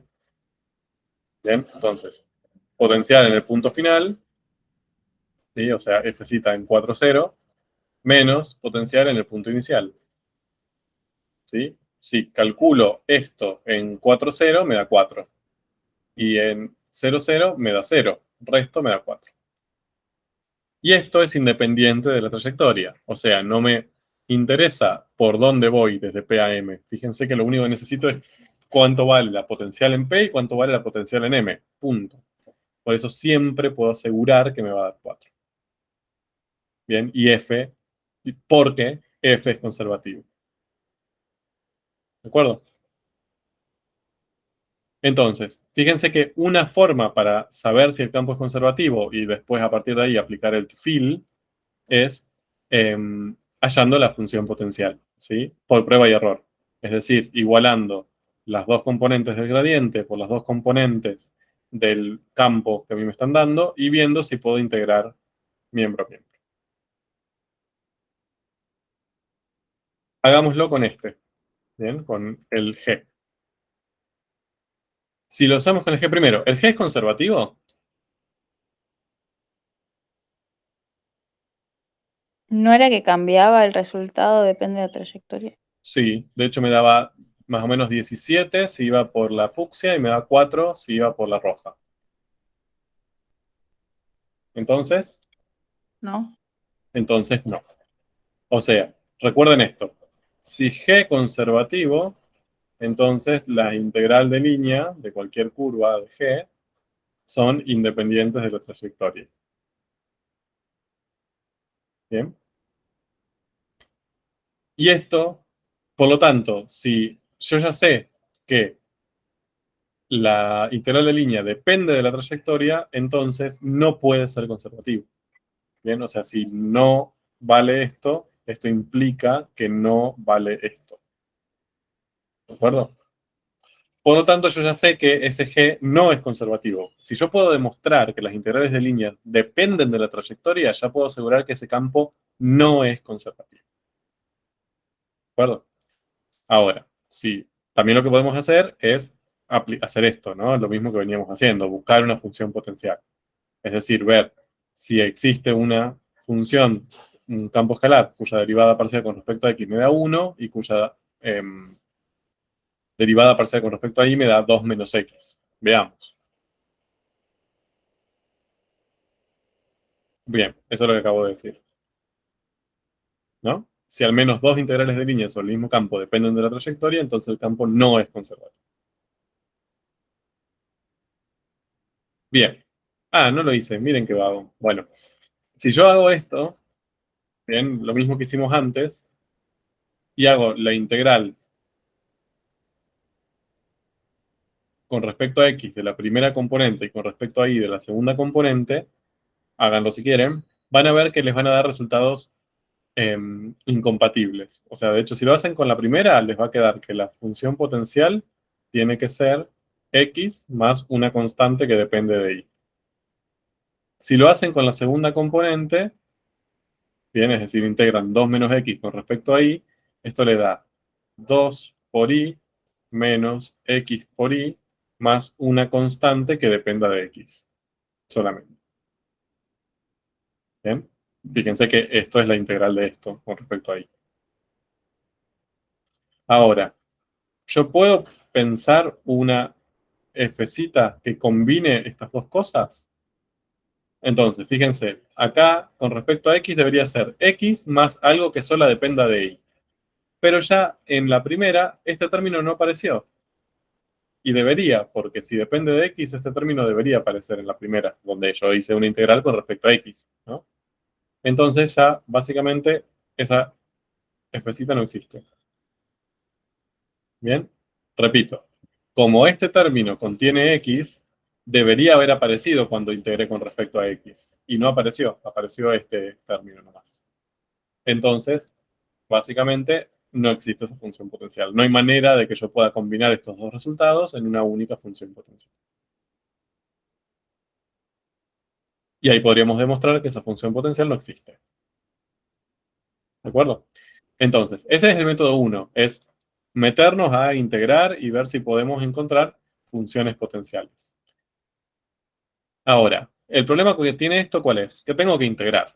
Bien, y ya sabemos que integrar no siempre es la mejor opción porque no sabemos resolver todas las integrales del mundo. Solamente sabemos los métodos que aprendimos en Matemática 2. Hay muchos más, pero no los conocemos. Entonces, quizás esto nos quede corto. Por eso tenemos el método 2, que es usando resultados teóricos. ¿Qué significa esto? Que hay teoremas que nos ayudan, básicamente. Entonces, vamos hacia ellos. Vamos con el primero de los teoremas. Bien, estos los van a encontrar en el libro y me interesa verlos juntos porque muchas veces se los confunden. Hay un teorema, se puede demostrar que si un campo es conservativo, ¿sí? O sea, si G es conservativo, ¿bien? Con ley PQ, y si en una cierta región, ¿sí? Del dominio, ¿sí? No necesariamente en todo el dominio, en una región, P y Q tiene derivadas parciales de primer orden continuas, es decir, todas sus derivadas parciales, la de P con respecto a X, la de P con respecto a Y, la de Q con respecto a X y la de Q con respecto a Y, todas esas son continuas, entonces podemos asegurar que estas dos derivadas parciales son iguales. Es decir, que si derivo P con respecto a Y y derivo Q con respecto a X, voy a obtener el mismo resultado. ¿Bien? Entonces, esto es como, no sé, no entiendo muy bien qué está queriendo decir. Hagamos un ejemplo. Voy a usar el campo conservativo que veníamos usando hasta hace un rato. ¿Se acuerdan que era este? El que habíamos encontrado como el gradiente de una función, de un campo escalar, por eso sabíamos que era conservativo. Entonces, me dice, bueno, vos tenés un campo vectorial conservativo. Check. Eso lo tenemos. Tenemos dos funciones componentes, P y Q. En una cierta región, que en nuestro caso es en todo R2, P y Q tienen todas sus derivadas parciales de primer orden continuas. Veámoslo. Calculemos la derivada parcial de P con respecto a X. O sea, la derivada de la primera componente con respecto a X. Eso me da 0. La derivada de P con respecto a Y. La derivada de la primera de las componentes con respecto a Y. 1. La derivada de Q con respecto a X. O sea, la derivada de la segunda componente ahora con respecto a X. Eso me da 1, ¿no? Que es la derivada de este término. La derivada de este término es 0. Y la derivada de Q con respecto a Y. Eso me da 2. Bien, todas son derivadas continuas. Lo que me dice el teorema es que si todo eso pasa, tenemos un campo conservativo y las 4 derivadas son continuas, entonces la derivada parcial de P con respecto a Y y la de Q con respecto a X necesariamente son iguales. Se verifica. Bien. A estas se les llaman derivadas parciales cruzadas. ¿Por qué cruzadas? Porque es la primera componente derivada con respecto a la segunda variable y la segunda componente derivada con respecto a la primera variable. Bien, por eso se les llaman cruzadas. Entonces, eso es lo que dice este teorema. Acá verificamos en un ejemplo de que valga, ¿no? ¿De qué me sirve este teorema? ¿Me sirve para saber si un campo es conservativo? No, No. ¿Por qué no? porque ya sabíamos que era conservativo. Bien, porque es una hipótesis. ¿De acuerdo? O sea, me lo pide como hipótesis que sea conservativo. No es la tesis del teorema. No es que me concluye de que es conservativo. Entonces, básicamente lo que dice es esto. Si G es conservativo y P y Q tienen derivadas parciales de primer orden continuas, entonces las derivadas parciales cruzadas son iguales. Estaría buenísimo, bien, que... miren, ahí tienen la demostración con el F.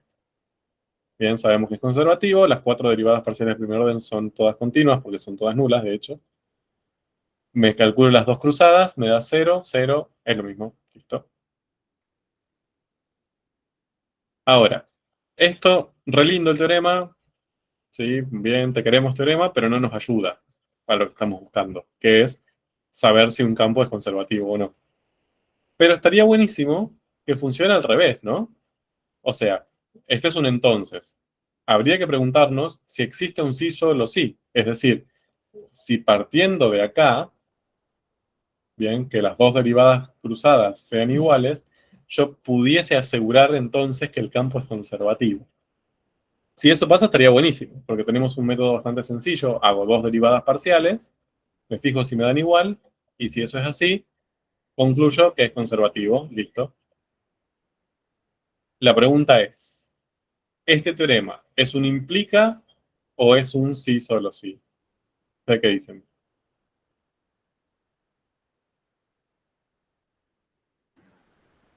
Para mí es un entonces nada más. Es un entonces nada más. Qué triste que es la vida. Pero hay un teorema que nos va a ayudar, que es el teorema de condiciones suficientes para la conservatividad. Hermoso, alto nombre tiene, ¿no? Este teorema es muy parecido al anterior, por eso se los presento juntos. Pero va en sentido contrario. Leámoslo. Les dice, sea F un campo vectorial con ley PQ, como veníamos trabajando hasta recién, si en una región R abierta y simplemente conexa, en la que P y Q tienen derivadas parciales de primer orden continuas, se cumple que las cruzadas son iguales, entonces es conservativo. ¿Bien? Entonces, esto es un poco agridulce. Vamos por la parte dulce. nos permite asegurar que el campo es conservativo. O sea, la tesis del teorema es el campo es conservativo. ¿Bien? Es lo que estamos buscando. Una serie de condiciones que yo tengo que ver si se cumplen para ver si el campo es conservativo. Pero tiene un problema, que es que pide un montón de cosas. O sea, las hipótesis son un montón. Y vamos a analizarlas. Pide 3 hipótesis. Por un lado, que yo tengo que trabajar en una región que sea abierta y que sea simplemente conexa. Ni idea qué significa eso. Después, que las dos componentes P y Q tengan derivadas parciales de primer orden continuas. O sea, voy a tener que hacer lo mismo que hice hace un rato. Buscar las 4 derivadas parciales de primer orden, P con respecto a X, P con respecto a Y, Q con respecto a X y Q con respecto a Y, y ver que todas sean continuas. Y después, verificar que las cruzadas sean iguales. Si todo eso se cumple, ahí puedo decir que el campo es conservativo. ¿De acuerdo? No es tanto lío esto, porque básicamente es buscar derivadas parciales. ¿Bien? Pero bueno, hay que hacerlo. Ahora, antes de meternos con eso, vayamos a la primera parte. ¿Qué es una región abierta y qué es una región simplemente convexa? Entonces, una región es abierta si para todo punto P que pertenezca a esa región, existe un disco con centro en P que esté totalmente en R. Así de clara la definición. ¿Bien? No me interesa mucho que se acuerden de memoria esa definición. Me interesa que la interpreten. Básicamente, lo que quiero decirles es que si una región plana está limitada por una curva frontera, es abierta si los puntos de esa frontera no están incluidos en la región. ¿Bien? O sea, yo, por ejemplo, tengo una región plana limitado por una circunferencia, voy a decir que esa región es abierta si los puntos de las circunferencias no están incluidos. Es decir, si yo esa circunferencia la puedo gráficamente dibujar en línea de puntos. Es decir, incluyo todos los puntos internos, pero los de la curva que la limitan, no. ¿Bien? Eso es equivalente, les diría, es una interpretación más que equivalente de la definición 1. También puede pasar que no esté limitado por una curva frontera. Por ejemplo, R2 es abierto. No tiene ningún límite por ningún lado. Entonces, es una región abierta. Si sí está limitado por una curva frontera, esa curva frontera no tiene que estar incluida en el conjunto. Entonces, esta región también es abierta. Mientras que esta, donde la curva frontera sí está incorporada dentro del conjunto, no es abierta, es cerrada. ¿De acuerdo?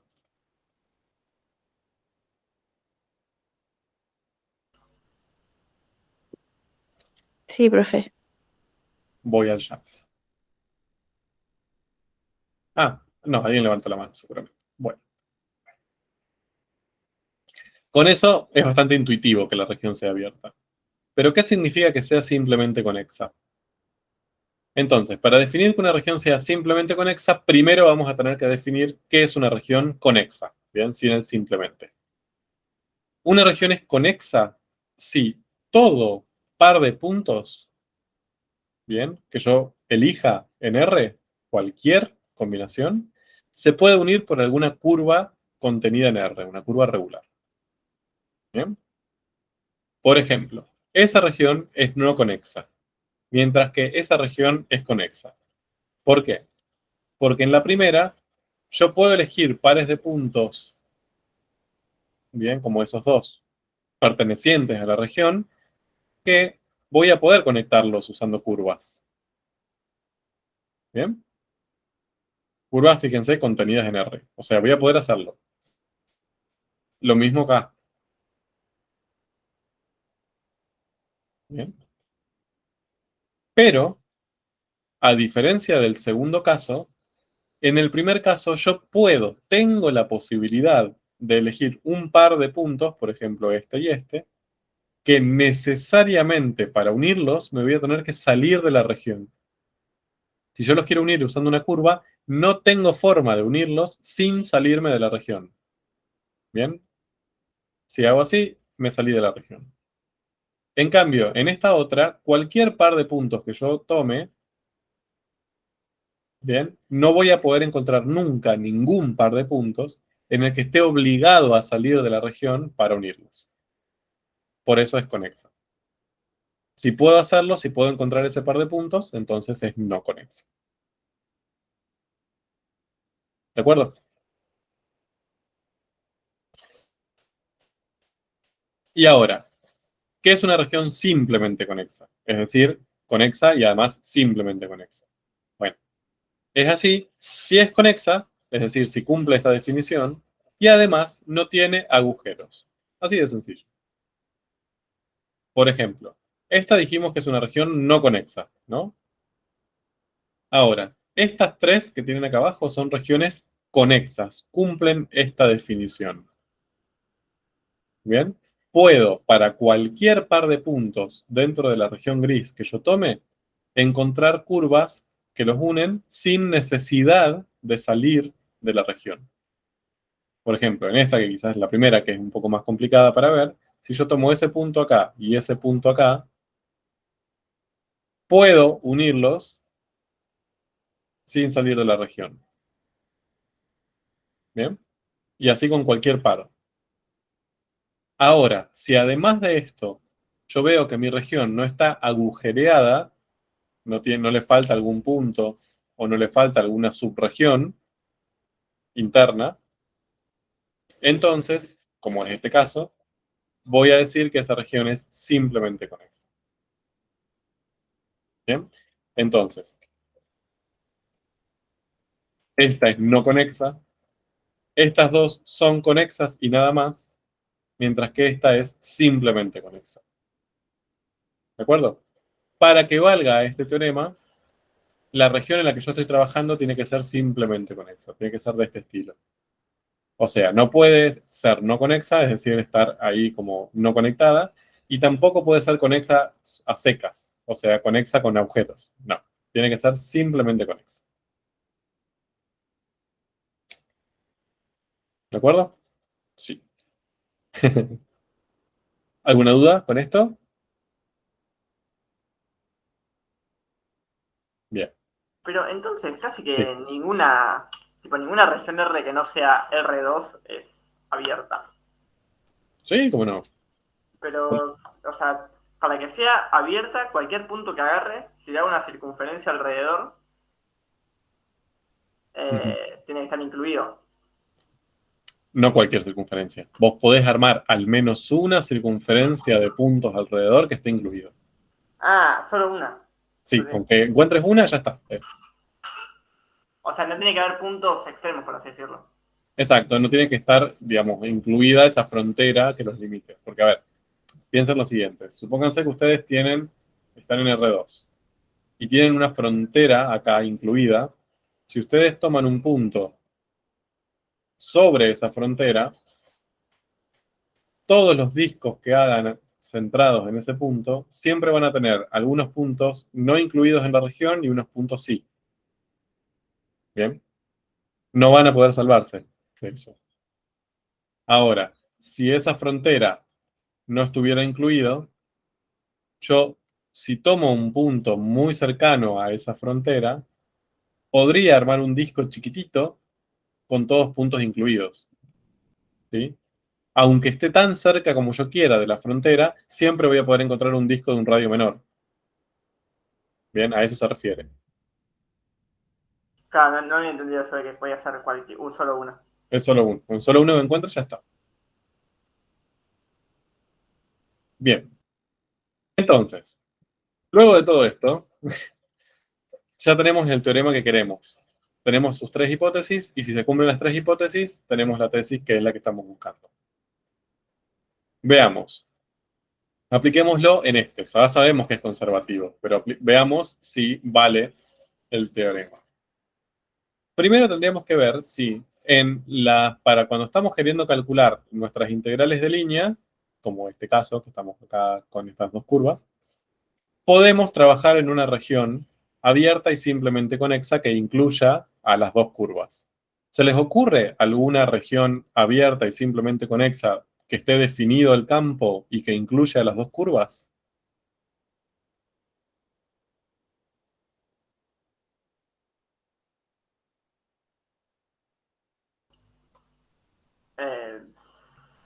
Creo que sí. A ver, De 0 a 4, ¿no sería? más fácil. O sea, porque es una R2. región, ¿eh? Es una región plana. O sea, eso. Claro, R2, pero el primer cuadrante. ¿de acuerdo?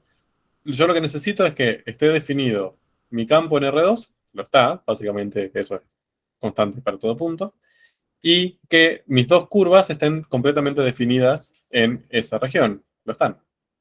Y esa región es abierta, porque obviamente R2 no está limitado por ningún lado, y simplemente conexa, porque cualquier dos puntos que yo tome de R2 voy a poder conectarlos con curvas y además no tiene agujeros, ¿no?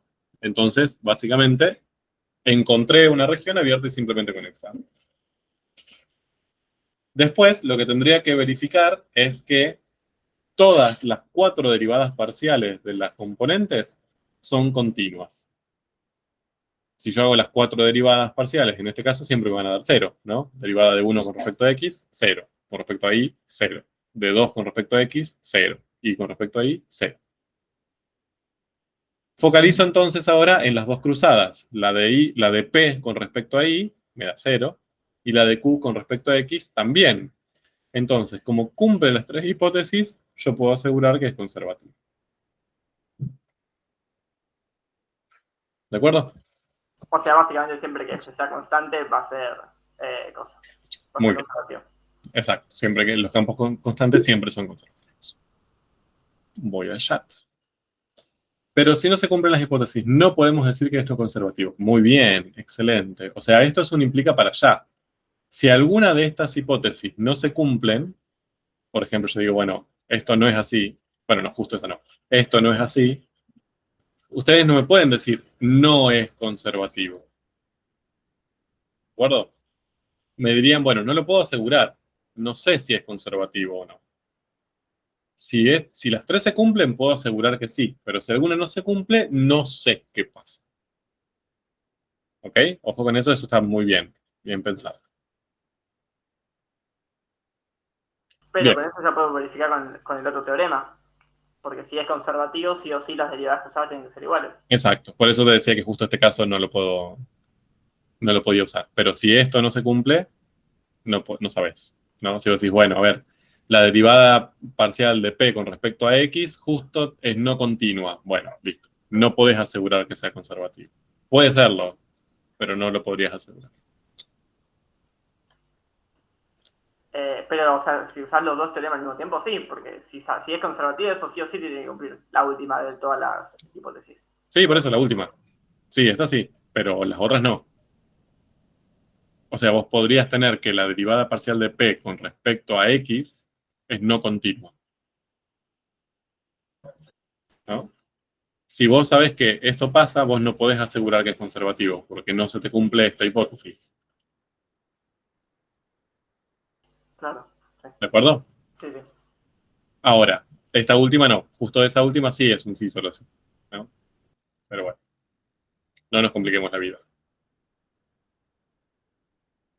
Ahí lo teníamos resuelto, ¿no? Para este caso, la región que puedo trabajar es R2, abierta y simplemente conexa. Las derivadas parciales son siempre 0, así que son continuas. Y las cruzadas son iguales, así que F es conservativo y ahí somos felices. Bueno, mientras que en este caso, por ejemplo, podemos trabajar en una región abierta y simplemente conexa.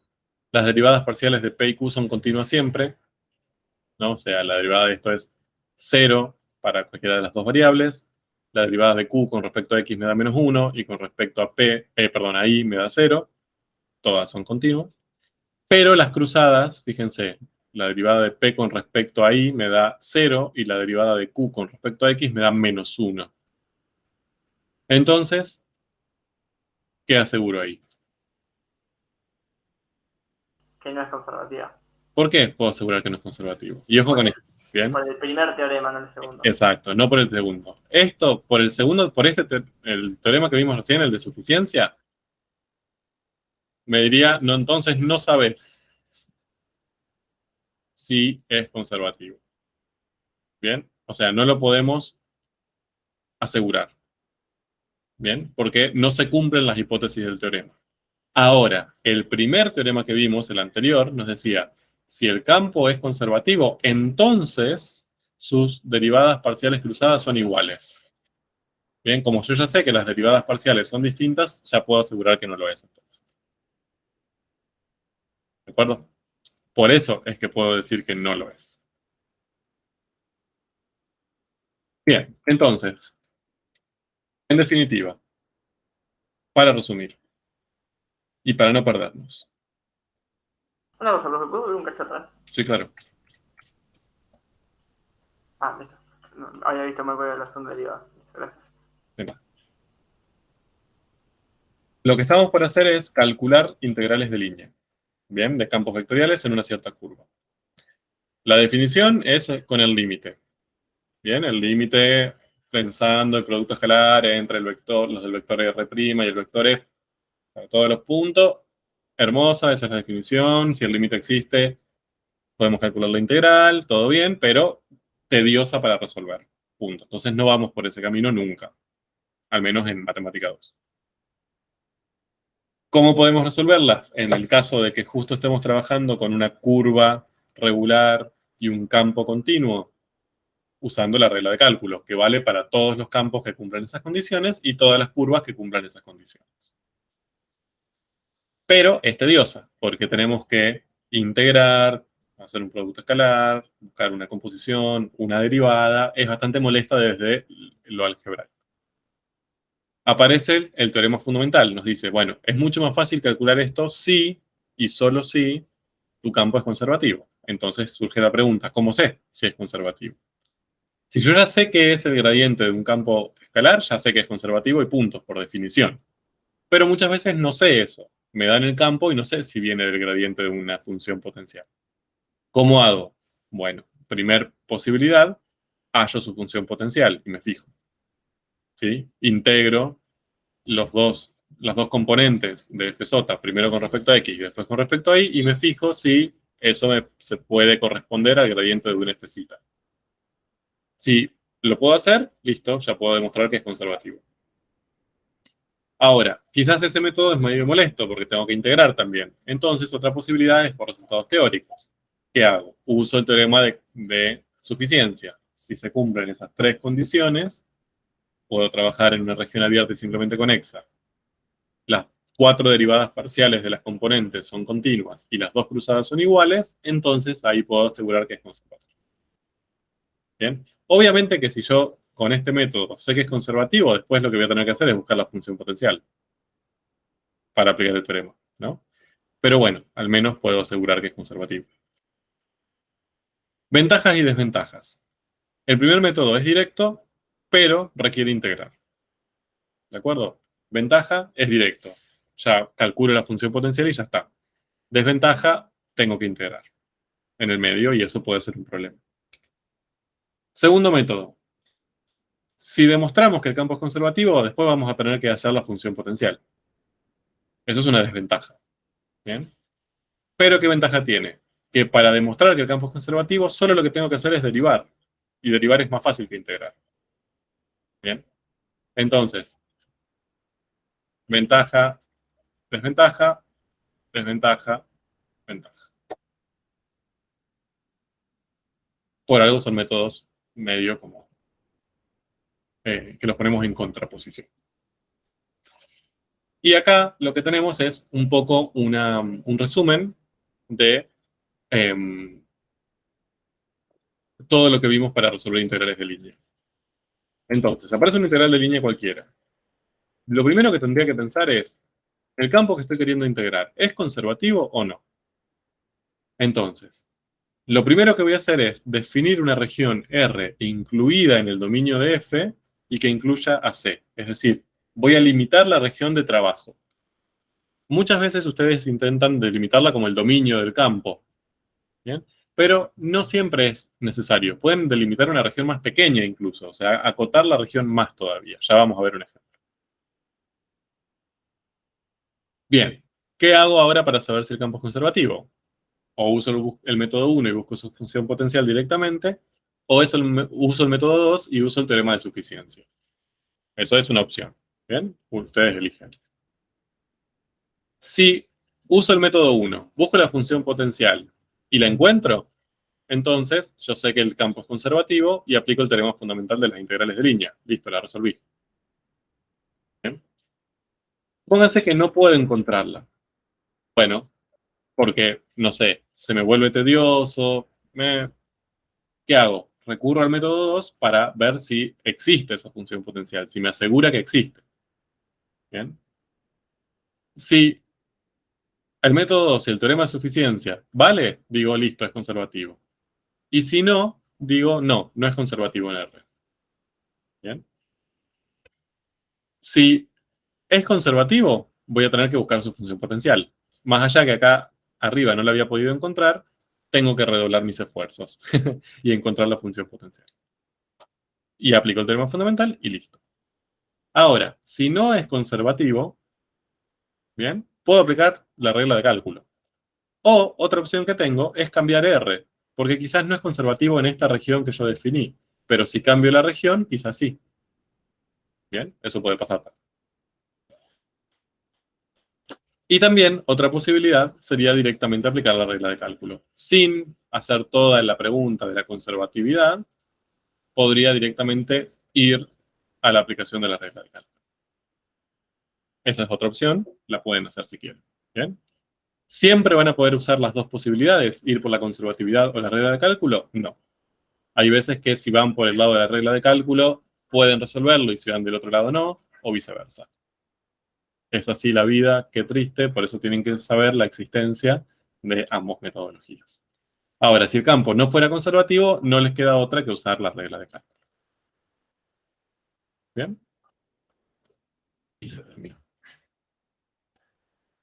Quiero, antes de que huyan despavorides, Una pregunta rápida antes. un ejemplo. ¿Por Sí. qué si es conservativo aplicando teorema de suficiencia busco la función potencial? ¿No es más fácil simplemente ya directamente aplicar Barrow? Y pero vos para aplicar Barrow, ese super Barrow, ¿no? Porque no es Barrow, vos necesitas aplicar la función potencial en el punto final, Ah, siento que la potencial era la propia primitiva, ¿cierto? Sí, sí. entonces necesitas la potencial. Claro, sí, sí. Bien.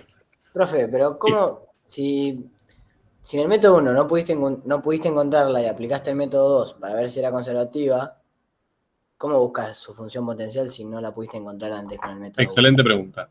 No puedo encontrarla, no es que no puedo encontrarla en el sentido de que no tengo una metodología para encontrarla, sino que no puedo encontrarla porque, bueno, no sé, me puse a integrar y se me complicó. Bien, o sea, como, bueno, me puse a hacer y me dio pereza, por no decir otra palabra. Entonces ahí dicen, bueno, a ver, voy al método 2 a ver si existe o no, para no trabajar en vano. ¿De acuerdo? Si te dice sí existe, bueno, te pones un poco más y la encontrás. Ahora, si cuando usan el método 1 no pueden encontrarla porque no pueden, o sea, no es porque no tienen ganas, sino porque directamente no hay una forma de encontrarla, aunque sepan que es conservativo, no van a poder hallarla, ¿no? Entonces, quizás ahí van a tener que hacer esto, ir por la regla de cálculo, aunque fuera conservativo. ¿De acuerdo? Sí, sí. Bien, vamos, a ver. Quiero plantearles un ejemplo para usar esto. Déjenme pensar, porque esto no lo pensé. Mm.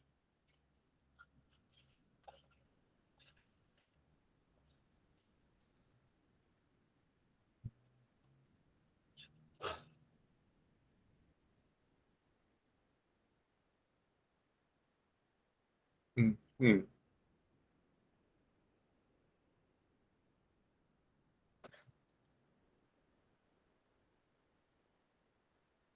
Bueno, pero no haber metido la pata. Bueno.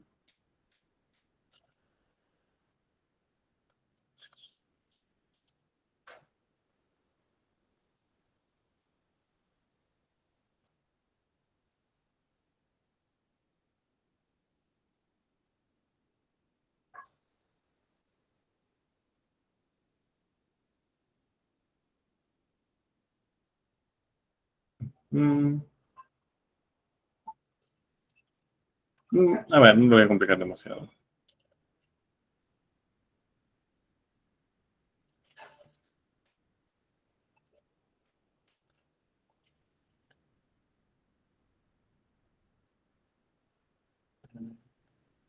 Bueno, veremos. Intentemos calcular esta integral de línea. ¿Qué harían?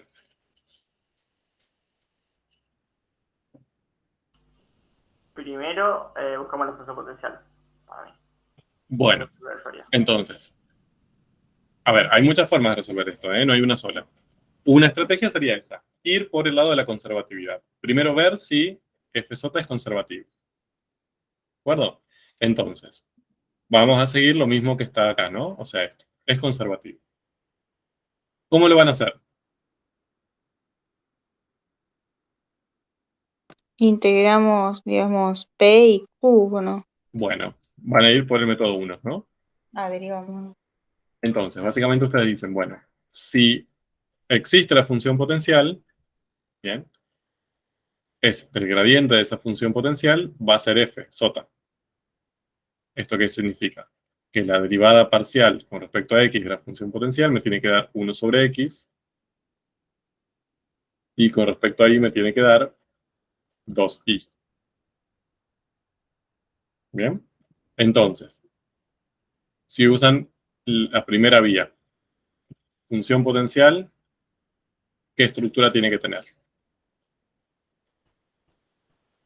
O sea, la derivada parcial por x tendría que ser lo mismo natural de x más c, evaluado en y. Más c de y. Bien. O sea, esta no es la derivada parcial. La derivada parcial es 1 sobre x. Claro, O sea, sí. la función cuya derivada parcial es 1 sobre x tendría que ser de este estilo. ¿Estamos de acuerdo? ¿Todos ven por qué tiene que ser esto? O sea, yo lo que hago es integrar este término con respecto a x, me da el logaritmo de x, más una constante que depende de y. ¿Sí? O sea, acá están incluidos un montón de términos que podrían depender solamente de y, o sea, no podrían depender de x, ¿no? Fíjense que dependen solo de y, pero que al buscar la derivada parcial con respecto a x se anularían, por eso no los vería. Me fijo acá. Segundo término. Esto tienen que hacer los dos, ¿eh? No es que ahí termina. Sí o sí tienen que hacer los dos para recabar información con respecto a x y con respecto a y. ¿Qué información obtendrían de integrar esta segunda? Y cuadrado más C dependiente de X. Bien. Estas cosas que acaban de obtener, ¿podrían ser compatibles con una única función potencial? Sí, Fui yo la manito, le di sin querer. Perdón. sí, para mí sí. Sí, bien. ¿Cuál Logaritmo sería? A ver. natural de ¿Qué x ley? más y cuadrado más c. Bien. Fíjense, si esta fuera la potencial, tiene sentido la primera estrategia, la primera, perdón. Profe, el logaritmo no sería el módulo. Ah, sí, el valor absoluto. Fíjense, la primera tiene sentido, ¿no? Sería el logaritmo de x más términos que dependan de y. Es decir, acá, logaritmo de x más un montón de términos que dependen de y. El otro es y cuadrado más términos que dependen de x. Y cuadrado más términos que dependen de x. O sea, tiene sentido, ¿no? Así que esta podría ser una posible función potencial. O sea, que acá lo que acabamos de decir, ¿qué podemos concluir? Mejor dicho.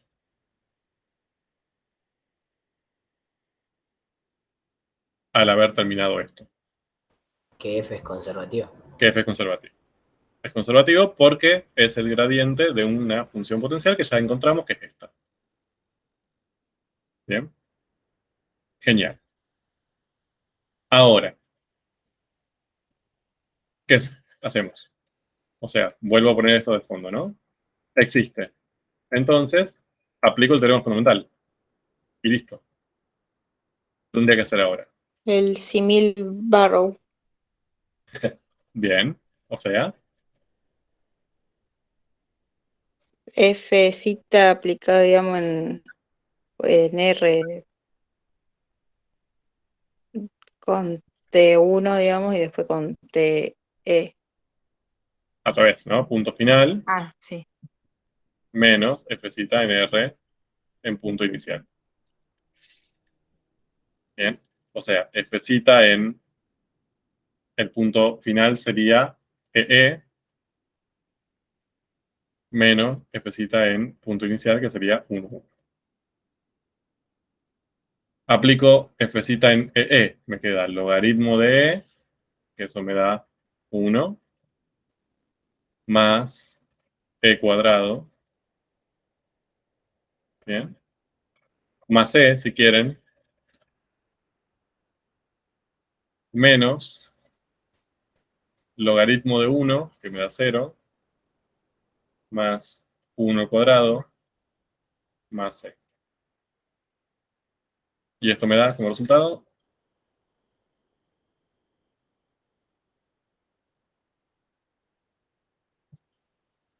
E cuadrado.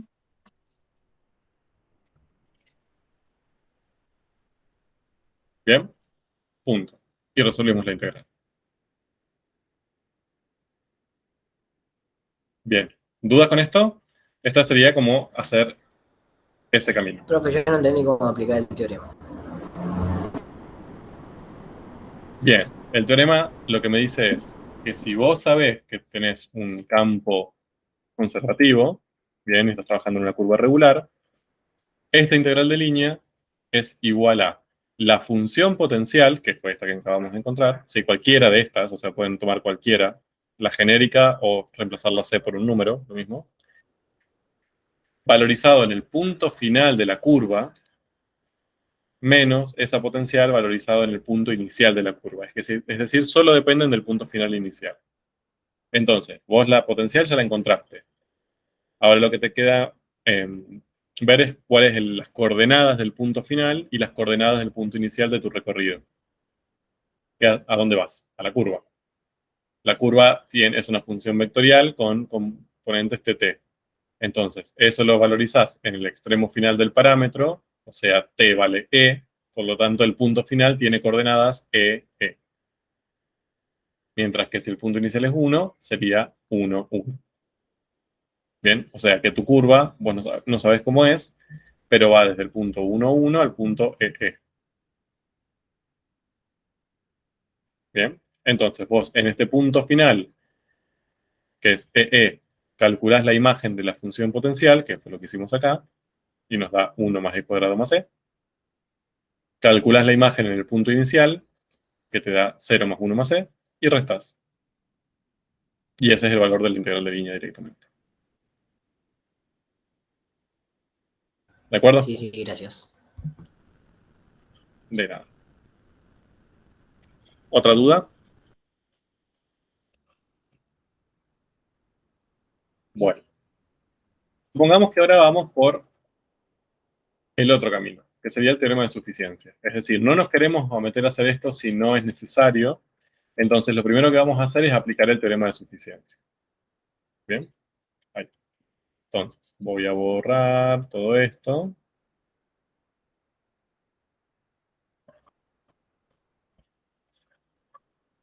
Esto va a llevar un rato. Y lo que tendría que hacer es, para saber si el campo es conservativo, es ver que se cumplan las tres condiciones del teorema. ¿Bien? Veamos.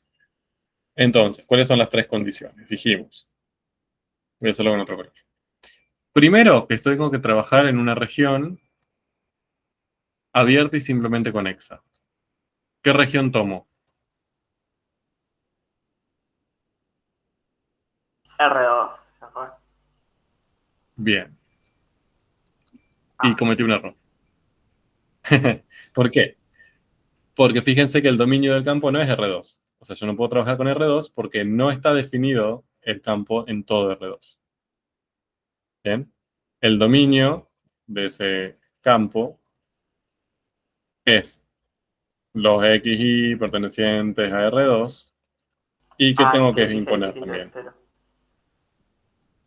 Que X no sea 0, ¿no? Entonces, básicamente yo, de todo R2, lo que hago es sacar el eje Y y me quedo con todo lo demás.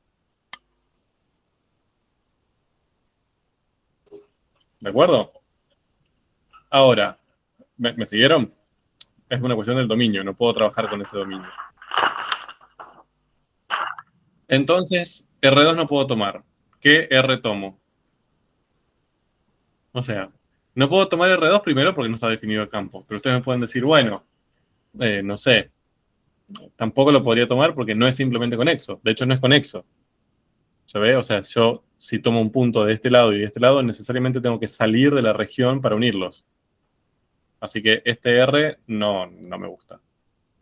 ¿Qué otro R podríamos usar? Recuerden que ustedes están su curva va del 1 a 1 al EE. No se puede tomar tipo de primer cuadrante. Perfecto. Bien, ustedes ese R lo pueden definir a su gusto y conveniencia. ¿Podría Si yo ser pienso R en el- positivo? Sí, ¿Cómo? podría ser R positivo. Los ¿Qué reales es R positivos. positivo? O sea, pero vos acá tenés dos reales. Tenés X real y tenés Y real. ¿A qué le llamás R positivo? Ah, claro, sería el cuadrante 1 si querés tomar uno positivo. Exacto. Si vos querés que ambos sean positivos, a eso le llamamos primer cuadrante. Sí, perfecto. El tema acá Bien. no puede ser, por ejemplo, el primero y el segundo porque no sería simplemente conexo. No sería conexo directamente. Exacto. Bien, si ustedes tomasen el primero y el segundo, no sería conexo. Problemas. Y poner el primero y cuarto, por eso dije reales positivos, pensé que... Sí, primero y cuarto y el semieje positivo de las X. Recuerden que los semiejes no están incluidos en los cuadrantes, ¿no? Entonces, primero, cuarto y el semieje, que sería como esta región, digamos, desde el eje Y hacia la derecha, podríamos decirlo, podríamos tomarlo también. ¿Sí? Perfecto. Pero fíjense que antes de analizar conservatividad, definir el R que nos interesa también es importante, ¿no? Y tiene que ser un R adecuado, abierto y simplemente conexo, y en donde está definido tanto la curva como el campo. Son muchas cosas que tienen que cumplir la región. Pero bien, en el primer cuadrante pasa todo. Fíjense que está dentro del dominio del campo. La curva está definida ahí. Y si tomo solamente esta región, es abierto y además es simplemente conexo, no tiene agujeros adentro. Así que, joya. Así, ¿Qué así más? se expresa Sí. R, el primer cuadrante. No, escríbanlo con palabras. El R que voy a usar para el trabajo va a ser el primer cuadrante. Punto. Bien, y lo que tienen que demostrar es, para que se cumplan las hipótesis, que es abierto, que es simplemente conexo, y que está dentro, está incluido en el dominio de F, y en esos puntos está definida la curva. Bien, con palabras, no hace falta que lo hagan simbólico si no les sale.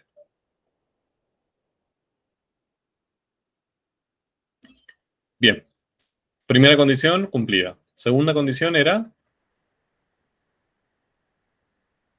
Que las derivadas parciales sean continuas.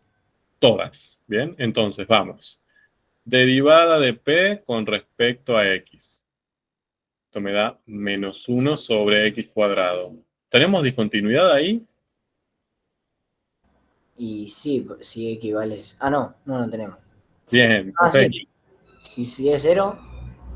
Genial. Si X vale 0, caos, ¿no? No existe la imagen, o sea, discontinuidad, horrible, lloramos. Pero, si estamos trabajando en este R, ya nos sacamos de encima a los X iguales a 0. Bien, entonces, en R no hay discontinuidades. ¿Se ve? Si estuviéramos trabajando en R2, o sea, en todo el plano, sí, sería discontinuo. Pero como nosotros limitamos a trabajar solo en el primer cuadrante acá discontinuidades no hay.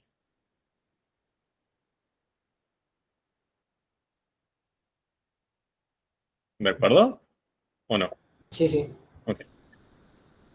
Derivada parcial de P con respecto a I. 0. Continuísimo. Derivada parcial de Q con respecto a X. 0. Derivada parcial de Q con respecto a Y. 2. ¿Sí? Continuo. Y la tercera es que las cruzadas sean iguales. ¿Lo son? Sí. como en el primer cuadrante se cumplen las tres hipótesis, yo puedo decir que F es conservativo. En el primer cuadrante, ¿eh? Ojo con eso. Entonces, básicamente, en mi secuencia, haría método 2, sí es conservativo, y ahí tendría que ponerme a buscar la función potencial, que fue lo que hicimos antes. ¿De acuerdo? Para llegar a F, aplicar y todo lo que hicimos. Bien. Listo. Esa es otra posibilidad. Y tenemos otra posibilidad para resolver esta integral de línea. ¿Cuál sería?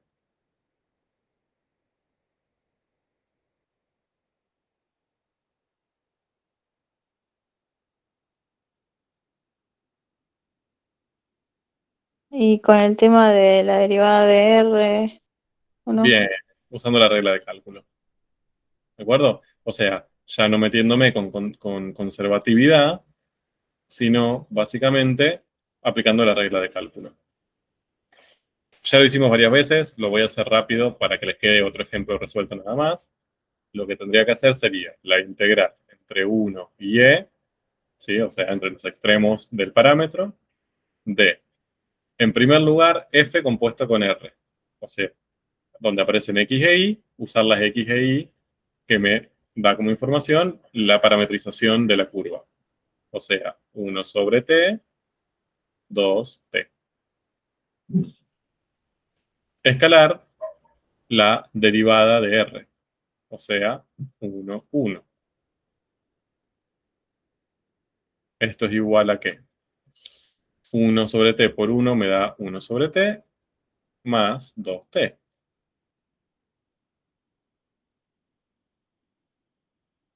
Ya está. Función tengo que integrar. O sea, busco una primitiva.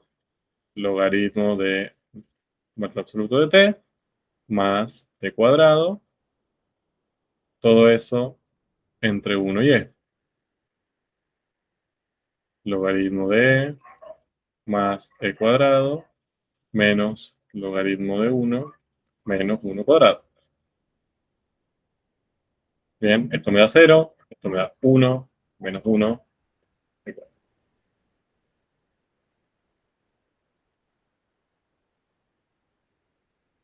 Bien, lo mismo que si hubiéramos ido por la conservatividad. Bien, ¿por qué quería hacer esto? Primero, para que vean que si el campo es conservativo tenemos varias vías de resolver. No hay ninguna que esté bien ni ninguna que esté mal. Todas son igualmente válidas. Hay veces que una es más rápida que la otra. Yo, de hecho, en este ejemplo, para mí esta fue mejor, no sé qué les parece. Fue más rápido hacerlo así, con la regla de cálculo, que viendo conservatividad, calculando la función potencial, valorizando y llegando al cuadrado. Claro, habría que fijarnos cómo nos queda la derivada de R. Exacto. Quizás lo más rápido, o eso lo verán ustedes, ¿no? A lo que voy es eso, nosotros no les pedimos una manera u otra. Pero busquen ustedes la forma que les resulte más conveniente. Quizás primero hacer esto, ver cómo les queda esta composición y esta derivada y el producto escalar, y dicen, bueno, si esa función no me quedó tan difícil, sigo por ese camino. Si ven que les quedó bastante compleja, bueno, veo si es más fácil encontrar la función potencial. Eso lo dejo a su gusto y placer. Fin, ahora sí. Bien. Preguntas, consultas, quejas, llanto, emoción.